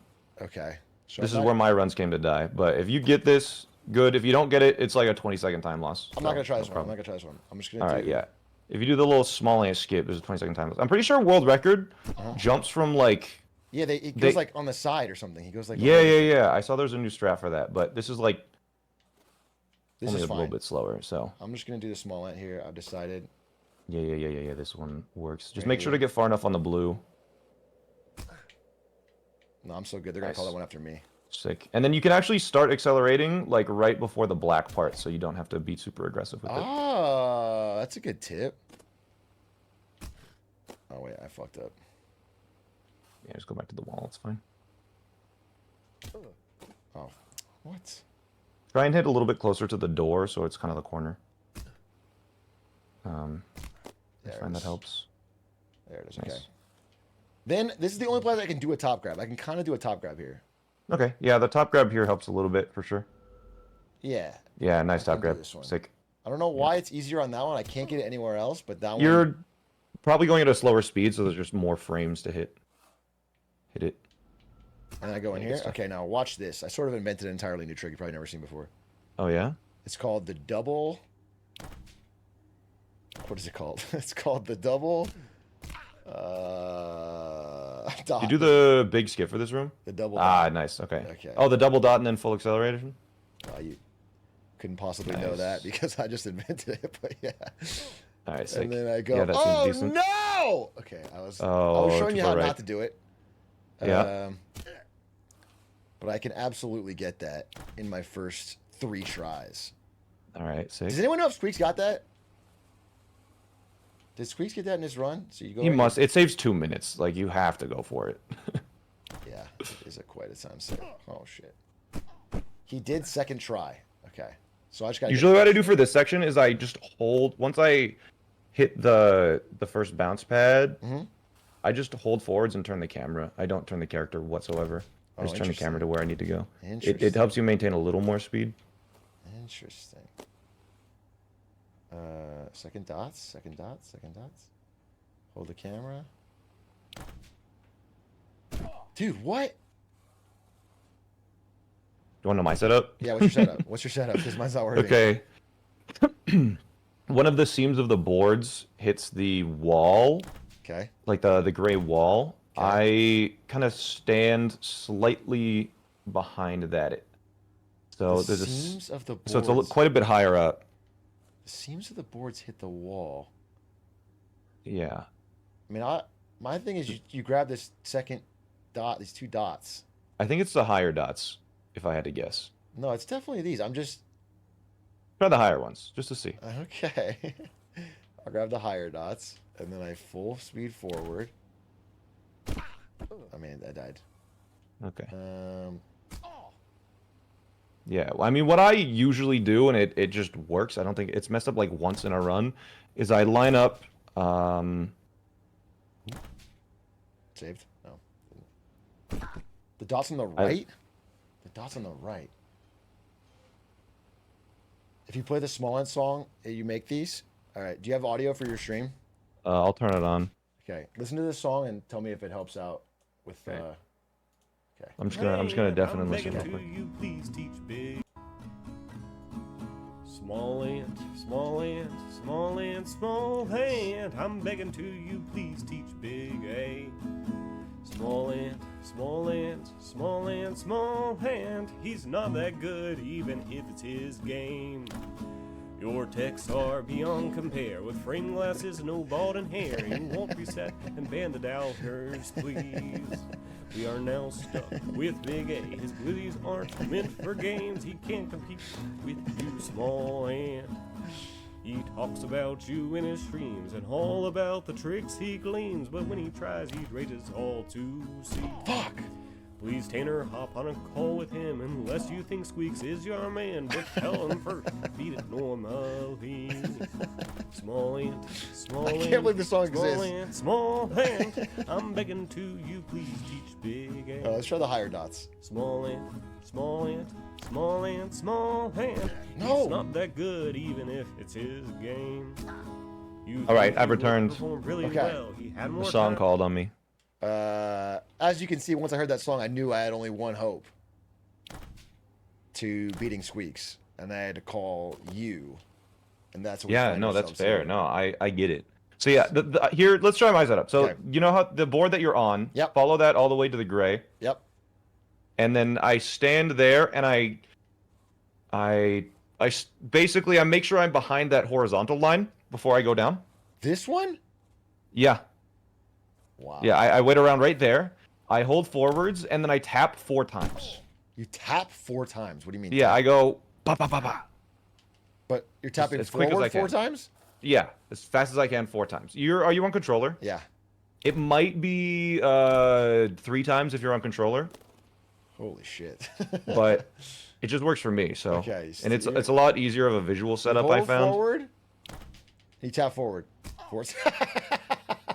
Wait, so you hold forward till you're in the air, then you tap. Yeah, hold in the- forward until I'm in the air, and then right after I bounce, I tap it 4 times. On keyboard, I imagine it can be done faster. So try 3. If it doesn't work, try 2. Okay. All right. Fuck it. Fuck it. That sounds hype. Okay. And it feels like you're actually. Fuck, dude. Yeah. So down was too slow, so less taps than that. Less taps. Yeah. So the taps slow you down? Yeah, they slow you down slightly. Ah, I tapped too many. Okay. Okay. Holy shit. Okay, right here. And Yep. then 1, 2, 3. Wait, what the fuck? I think the first way works, bro. I just gotta. All right. I did get it. What- I'm not kidding. 4 times in a row yesterday. So there's got to be a method to it. I just don't understand. It's like right here. Okay. Hold forward. Hold straight forward. Don't let go. Yeah, there it is. Okay, you turned a little bit in. I see. I see. Okay, so now we're here. Do you have a consistent setup for this, for positioning? No, I just go halfway up the first thing, Fair enough. and then I hard turn, but I don't think I made that. I think I can make the jump though, right? Oh, yeah. Yeah, I usually go up so there's like the skid marks. I usually go up to the top of those and then like a guy slightly higher. Like one guy higher than the skid marks. Yeah, and that usually gives me enough speed for like both of the black ramps that you take. Okay. Yeah. Okay. So if we can somehow chop 3 minutes off our current time in this run, I can still beat Squeexs. That is so easy. I mean, we spent 3 minutes screwing around in middle management, just having a good old time. A goof and a gaff. Yeah. Oh, there's a pretty easy skip that you can do here actually that I'm just remembering. Yeah. Okay, what is it? Once you get back to this arrow platform. So here, I'll explain it before you do. Yeah. Go. So you get on this platform, you take the diagonal wall, you take the diagonal wall, you take the diagonal wall. That third diagonal wall. Yeah. If you just keep your camera perpendicular to the wall and hold left, he'll eventually just drive up onto the wall. Okay. And then if you sort of turn around, go to the wall, you can jump down to the next section early. Probably have to see it, but I'm gonna try it. Just based on your entire dialogue, I'm gonna tell you. Yeah. So on the third arrow, you hold left basically, and you get onto the sort of 45. Okay. I mean, I did. Yeah. And then you go. There's a little ledge that you can see over there. You follow that ledge. Yeah. And then there's a shortcut up. Can I climb this? It's not worth it. Okay. It doesn't do anything. Oh, you just go. I would over jump. there. I see. And then can you just go from this or no? No. So jump down to the right, and then use that little shortcut back up. I see. I wonder if you can just drop into the. But that is a nice skip. Yeah. It's just makes this section easier. That is a nice skip. Yeah. And there's once you start doing top grabs, you'll use that platform to launch up to the very highest brown ramp and just skip all of the brown ramps in this room. Yeah, okay. But that's if you start implementing top grabs. Like, I'm kind of almost so fast at this, the top grab's almost slower. And then I get up here, no problem. And then... Yeah, you can just send this one. Boom. Get over this. Nice jump. Wait, fuck me. Don't want to throw up. Get a lot of speed here. Go yoink. Get down here. Go over here. Drive off the side. Boom. Okay, I did hit the wall, but that's fine. Yeah. Climb this. Get a little speed. Drop in. Oh, no! Oh, no. That's pretty bad. The yellow platforms will probably save you, right? Salvageable? Oh, yeah, that's savable for sure. Okay, Nice. salvaged. Wow, thank fucking God. Hit this. Boom. Now, what's a good spot to land here that would be? Like, right here would be great. Yeah, that's perfect. Nice. Yeah, I usually aim to try and land on the sort of circular, the semicircular bit, just because you can keep your speed a little bit, but if you can land wherever you can. Yeah. Yeah, okay. Hit this. Go over here. Get a nice jump. Cut the edges. Jump. Stop. Yeah.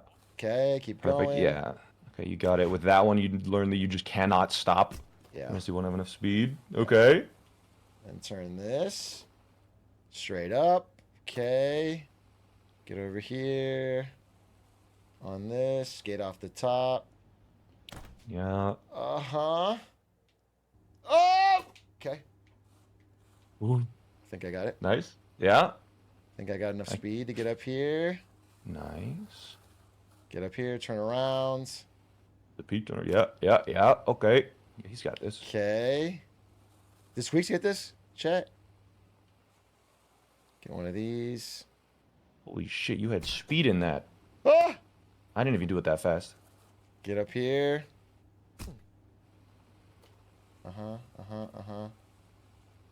Hit this. Just stay in the middle. Stay in the middle. Sharp curve. Oh, shit! Wait. Okay, I don't know why I didn't have speed there.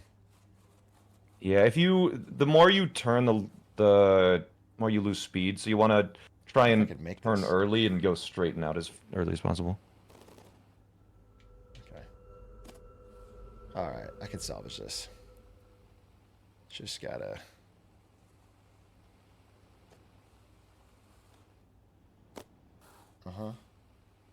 Oh, right back. Okay, cool. Okay, cool. Take this. And get up here. Take the corner. I wonder why I fell there. I guess I just turned too much. Yeah. Okay. Oh, I turned again. Wait. Oh God. Why am I? What I sometimes do on the really tall last one is I stop at the very peak of it and just like orient myself. Yeah. Okay.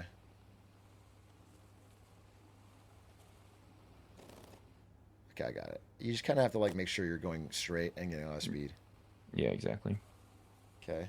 This, I just take it with a full speed, full confidence. Nice. Launch this, skip this part. Probably get a little speed here, go here. Yeah. And again with this arch, I stop like at the very peak of it to line myself up. Makes it easier for me. I see. So the second one, like right here? Same amount. Yeah. Just launch. Okay, launch. Pretty much exactly from where you went from, I think, is good speed as long as you are holding straight. Oh, yeah. Okay. And then boom. There you go. So... And if you ram head first into the desk, you can go straight over it. No way. I think you might need to grab once, but you might need to grab. Wait. That's a time save. I gotta learn that. But so you go straight. You have to grab it, or you grab right before.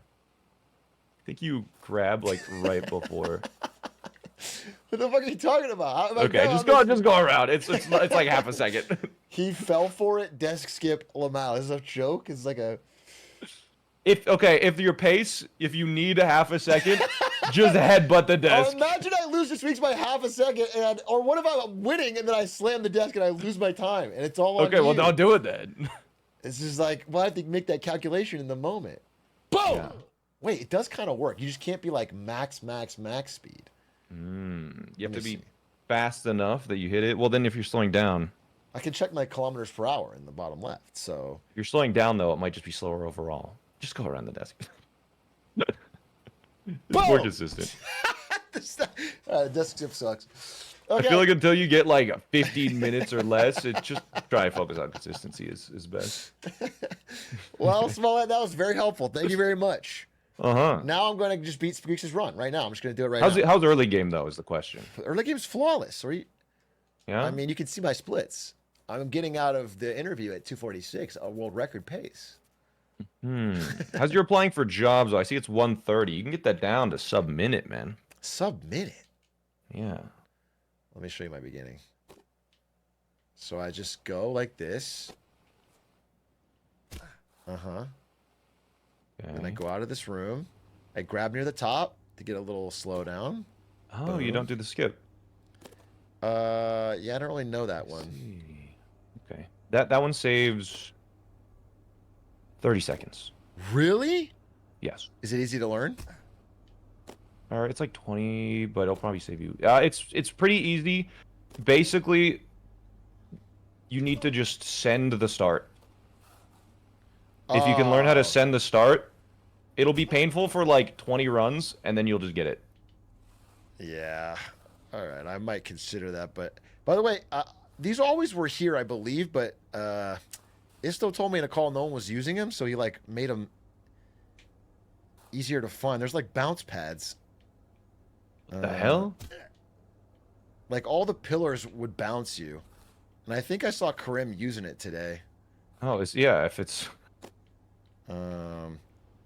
Like there's definitely other routes, yeah. Other routes, and my understanding is these were always there, but they just didn't look. They weren't visibly there. They weren't visibly there, and so now they're visible. They're like they're everywhere. They're all sides. Yeah. And so there's probably other routes. Through this There's probably a super easy route that's faster now, but. So anyway, I get out of here. I feel like you saw everything else, right? I saw everything until like the first 5 minutes. So I'll watch 5 minutes and then. Okay. Then you have all of my wisdom. I've given you everything that I know. Yeah. Honestly, which means that you'll be sub 15 in your next. Is that your round. PB? It's 14:59. That was my grind for 1 week and then back to 14:59. Yeah. Okay. I wouldn't normally miss this. I'm just showing you what happens like if it goes wrong. Yeah, no, I get it. So you can like see how I recover. You can do the start in 35 seconds now? What the hell? Wait, the starting room in 35 seconds? Yeah, that's insane. That's a minute skip. Is it? How easy is it? How consistent is it? Because the only problem is with like a really annoying trick right at the beginning is you're just constantly resetting, which isn't. I mean, bounce pads are really pretty forgiving. Right. So here, let me watch a world record and just see. Karim. Smallant. I'm begging to you, please teach Big A. And then I cook up here. And then I hit this. Yeah. And then I hit this. And then I hit this. And that one you don't even need much speed for. Mm-hmm. That is correct. Break. And you break. And you just get perfect ragdoll RNG every time. Uh-huh. And then I don't even know if there's like a skip here. You just kind of, it's all straight. Like you just hit this. And you saw this because you said it was the hardest jump in the game. The second room. Of this. But I don't miss these. This is kind of like. All right. Okay. I guess you deserve to win then. And then I'm through there. Easy peasy McGeezy. All right. And then warehouse. Oh, is there any warehouse skips? Did we talk about this? There's just the top grabs mostly. Oh, yes, actually, there's a pretty easy one. I'm thinking about it. Yeah, I'll walk you through it once I see it. Oh, yeah. I mean, I can do this one right here. Boom. Yeah, so there's a part where you Boom. grab a wall. Yeah, perfect. Yeah, so if you're not doing top grabs, then you grab this arrow platform. Yeah. And then, there's the diagonal arrow. Yeah. You're going to stop halfway and land on that black ramp. What? Yeah. So Like just there? grab the wall. Yeah, so you just hold directly into the wall and grab the wall and fall down into that ramp. You go all the way up the ramp as far as you can, and then just turn around and hold forwards. And it launches you over there?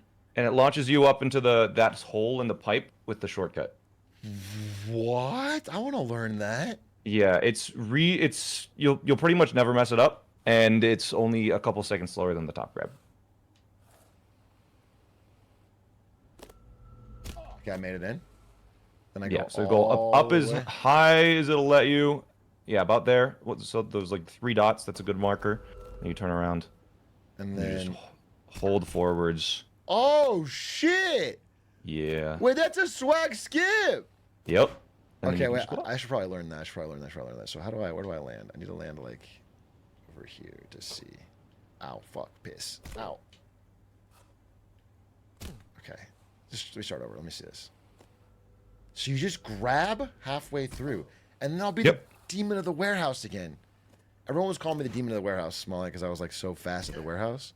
Hell But then yeah. Squeexs beat me in the warehouse, and it kind of like undercut my good name. It is a little fucked up. I'm glad you said that. It is a little fucked up. It just feels like, I don't know, tacky in a way, classless. Yeah, that was your whole thing. Yeah, now you get it.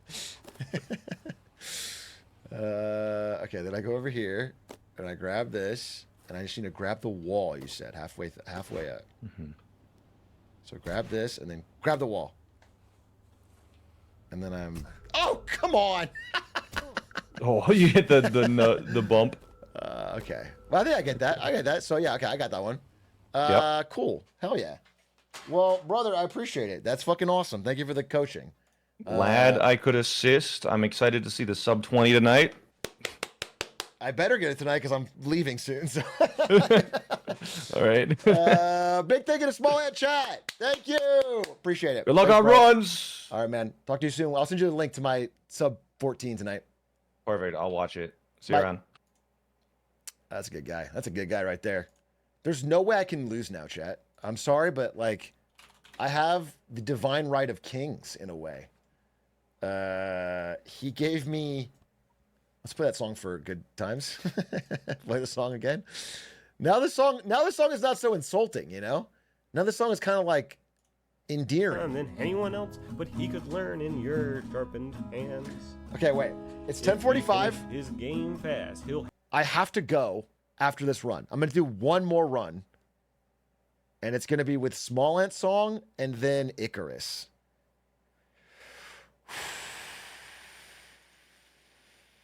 One more run. And then I beat Squeexs.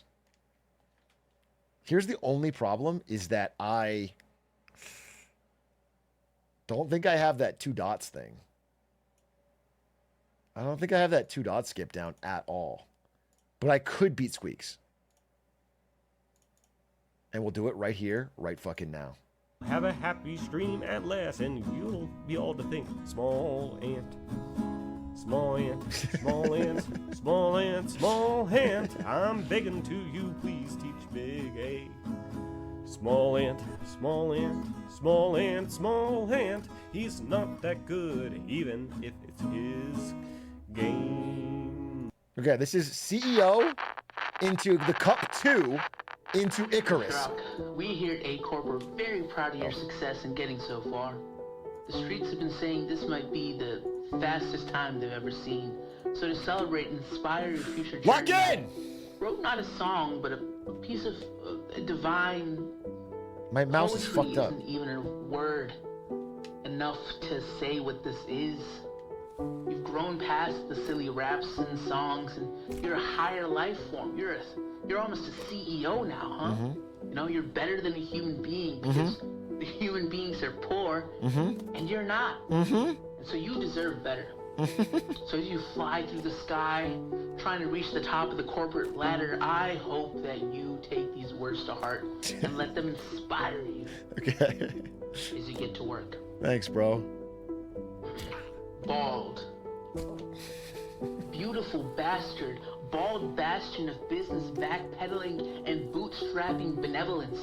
Aspiring, ascending, accepting, accomplishing, admiration of an Adam Smith. Laissez-faire, less limitations, limitless labor, laying legs on lesser beings, deviance and deposition, daring deficits, dedicated dreaming to dollars and dollars and dollars and dollars. Bald.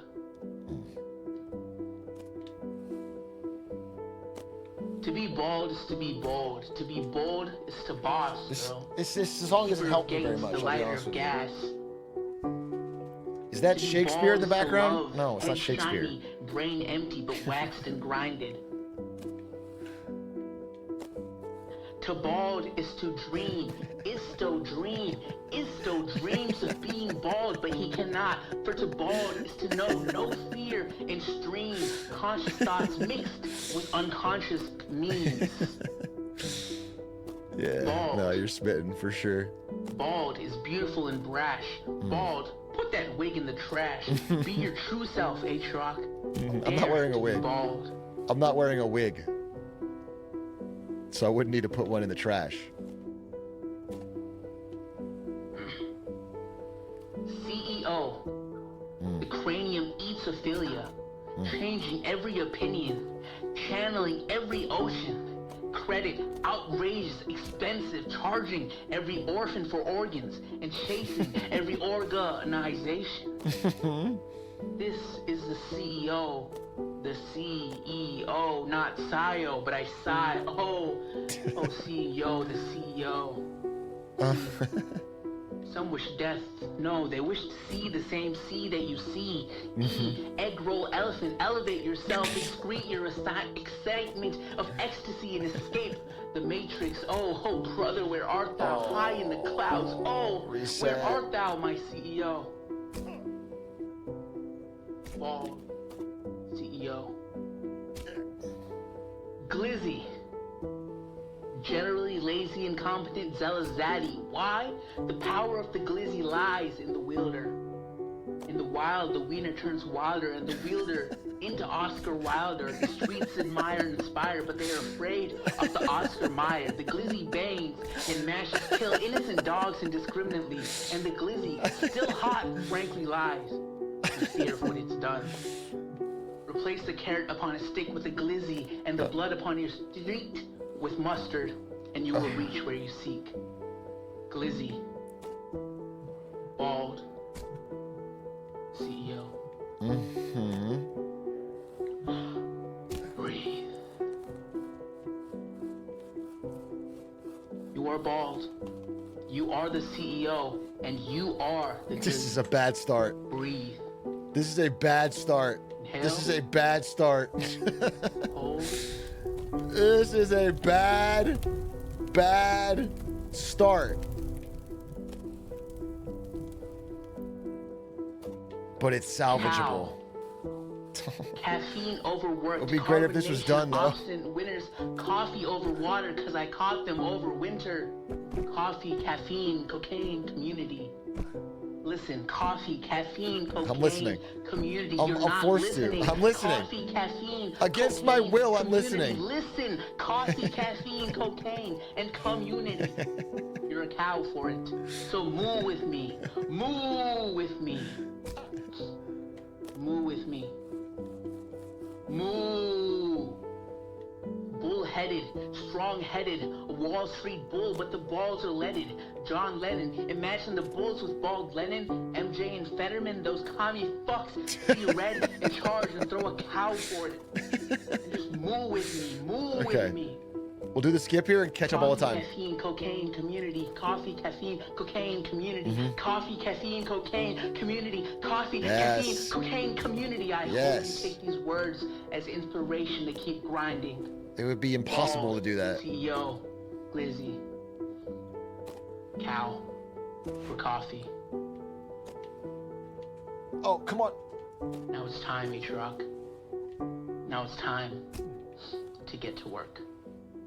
Thanks, Ask. Namaste. Oh, fuck. Okay. Okay.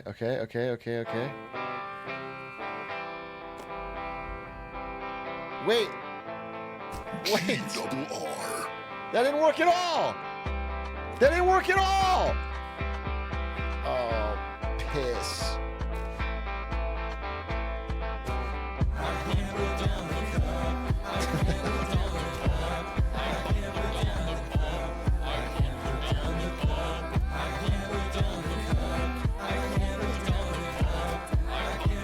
Oh my god, it worked.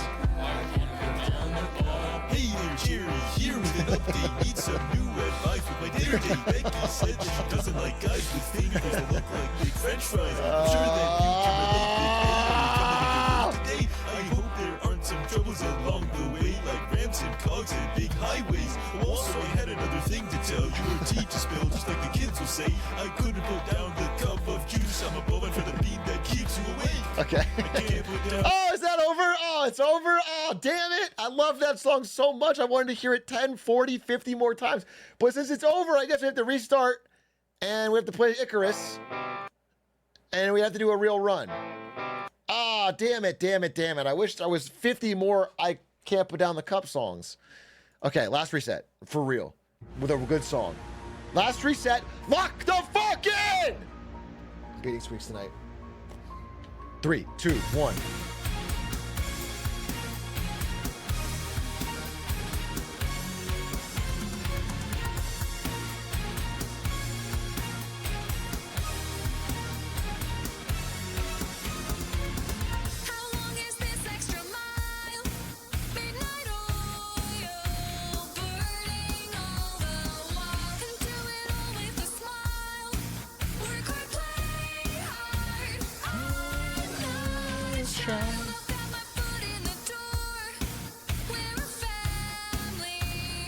I've heard this before.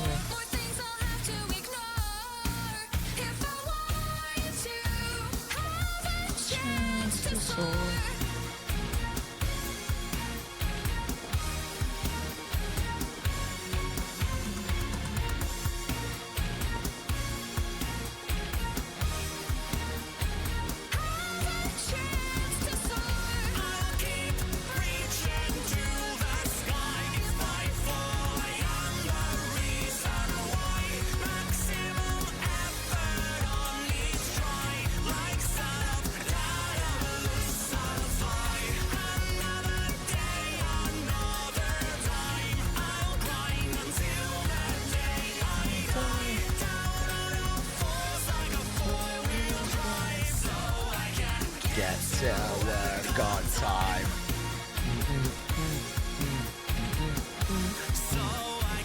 Get to work on time.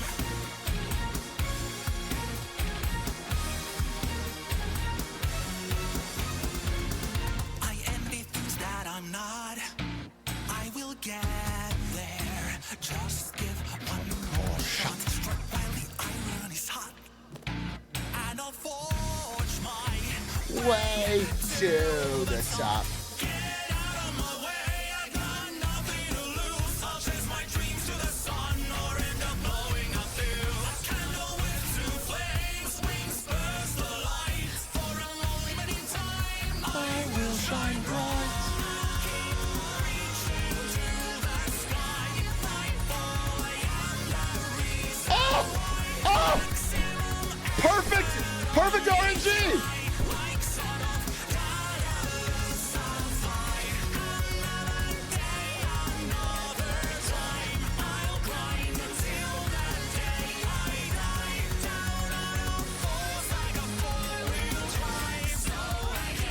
Get to work on time.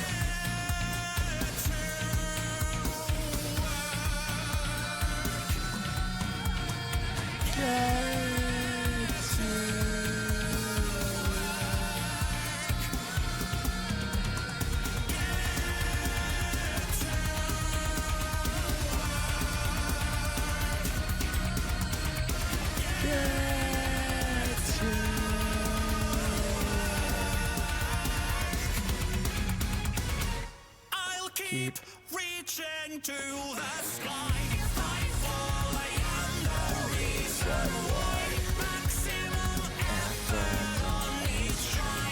Like sort of daedalus, I'll fly.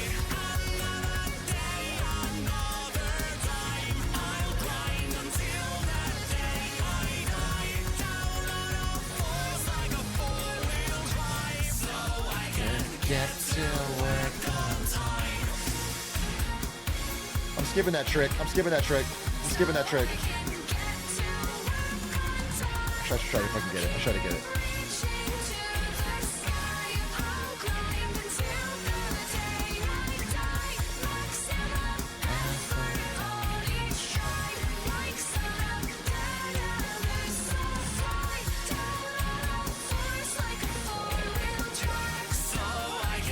Get to work on time.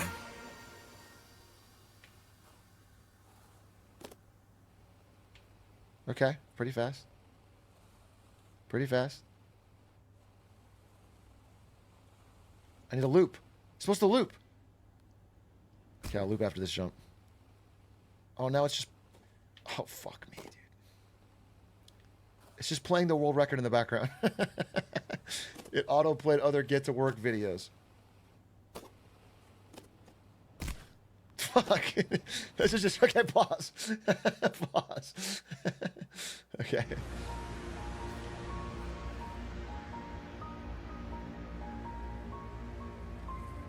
Honestly, we can even be behind. All we have to do is not make big falls at the end.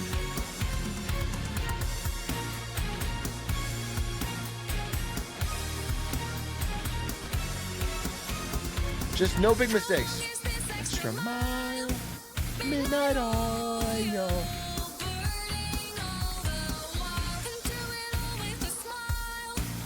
Work hard, play hard.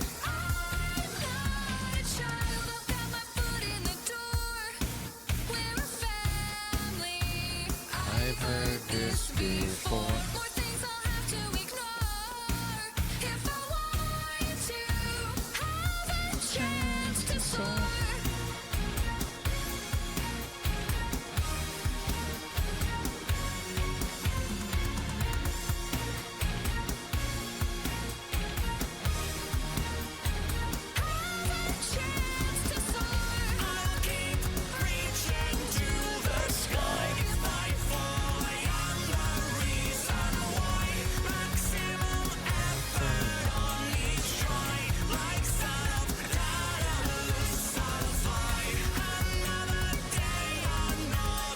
Okay, first try. First try this. First try this. First try this.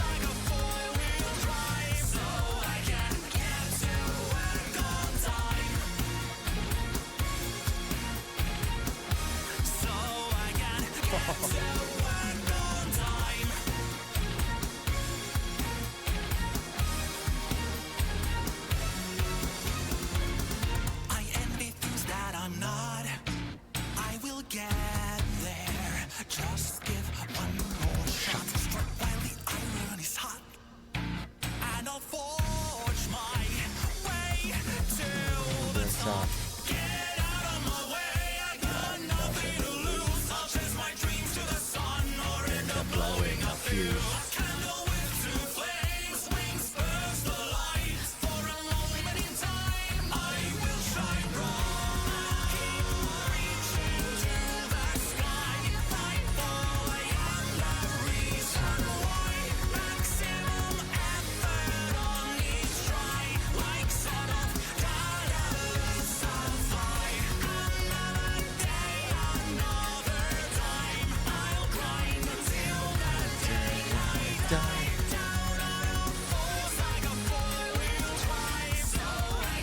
get to work on time.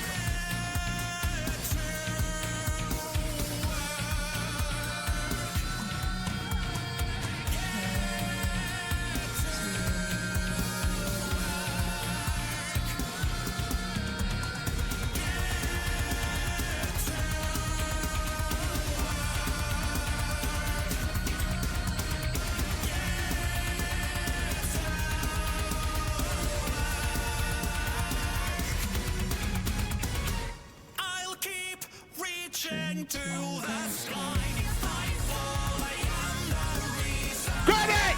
Maximum effort on each try. Like sort of diamonds I'll fly.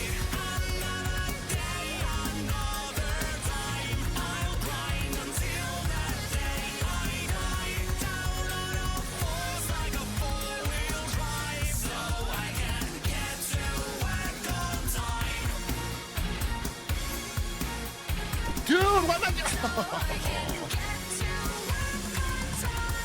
Damn it!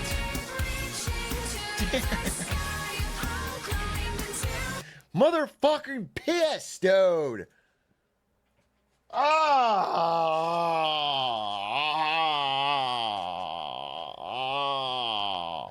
feel like I'm like losing speed because I'm turning. I'm turning like a fool, dude. All right, I'm gonna just see if I can beat this. Because if I don't have this down, cogs. It's always been cogs. From the first run of the game, it's always been cogs. At least that part I'm getting faster. What's Squeexs in chat? Squeak. Fuck off, Squeexs. Did he say this part's too hard or something? I can't, buddy. This fucking.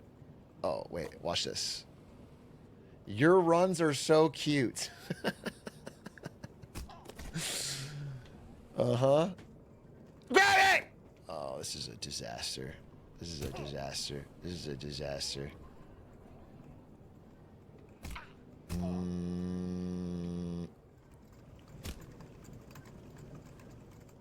It's good. Yeah, I gotta practice this though. If I just reset, I'm just redoing the first part that I already have. And I'm getting no practice on the part that I'm sloppy toppy at. So might be a reset angle? Wait, okay, you can't turn your camera? Okay, wait, I see. When I turn my camera, it fucks up the momentum. There's no time to reset? Wait, are you trying to think that Are you saying this time is so good that resetting wouldn't even save anything? Because I'm already at such an incredible pace? Because if so, I might agree with you. I really don't think... Turn off auto camera?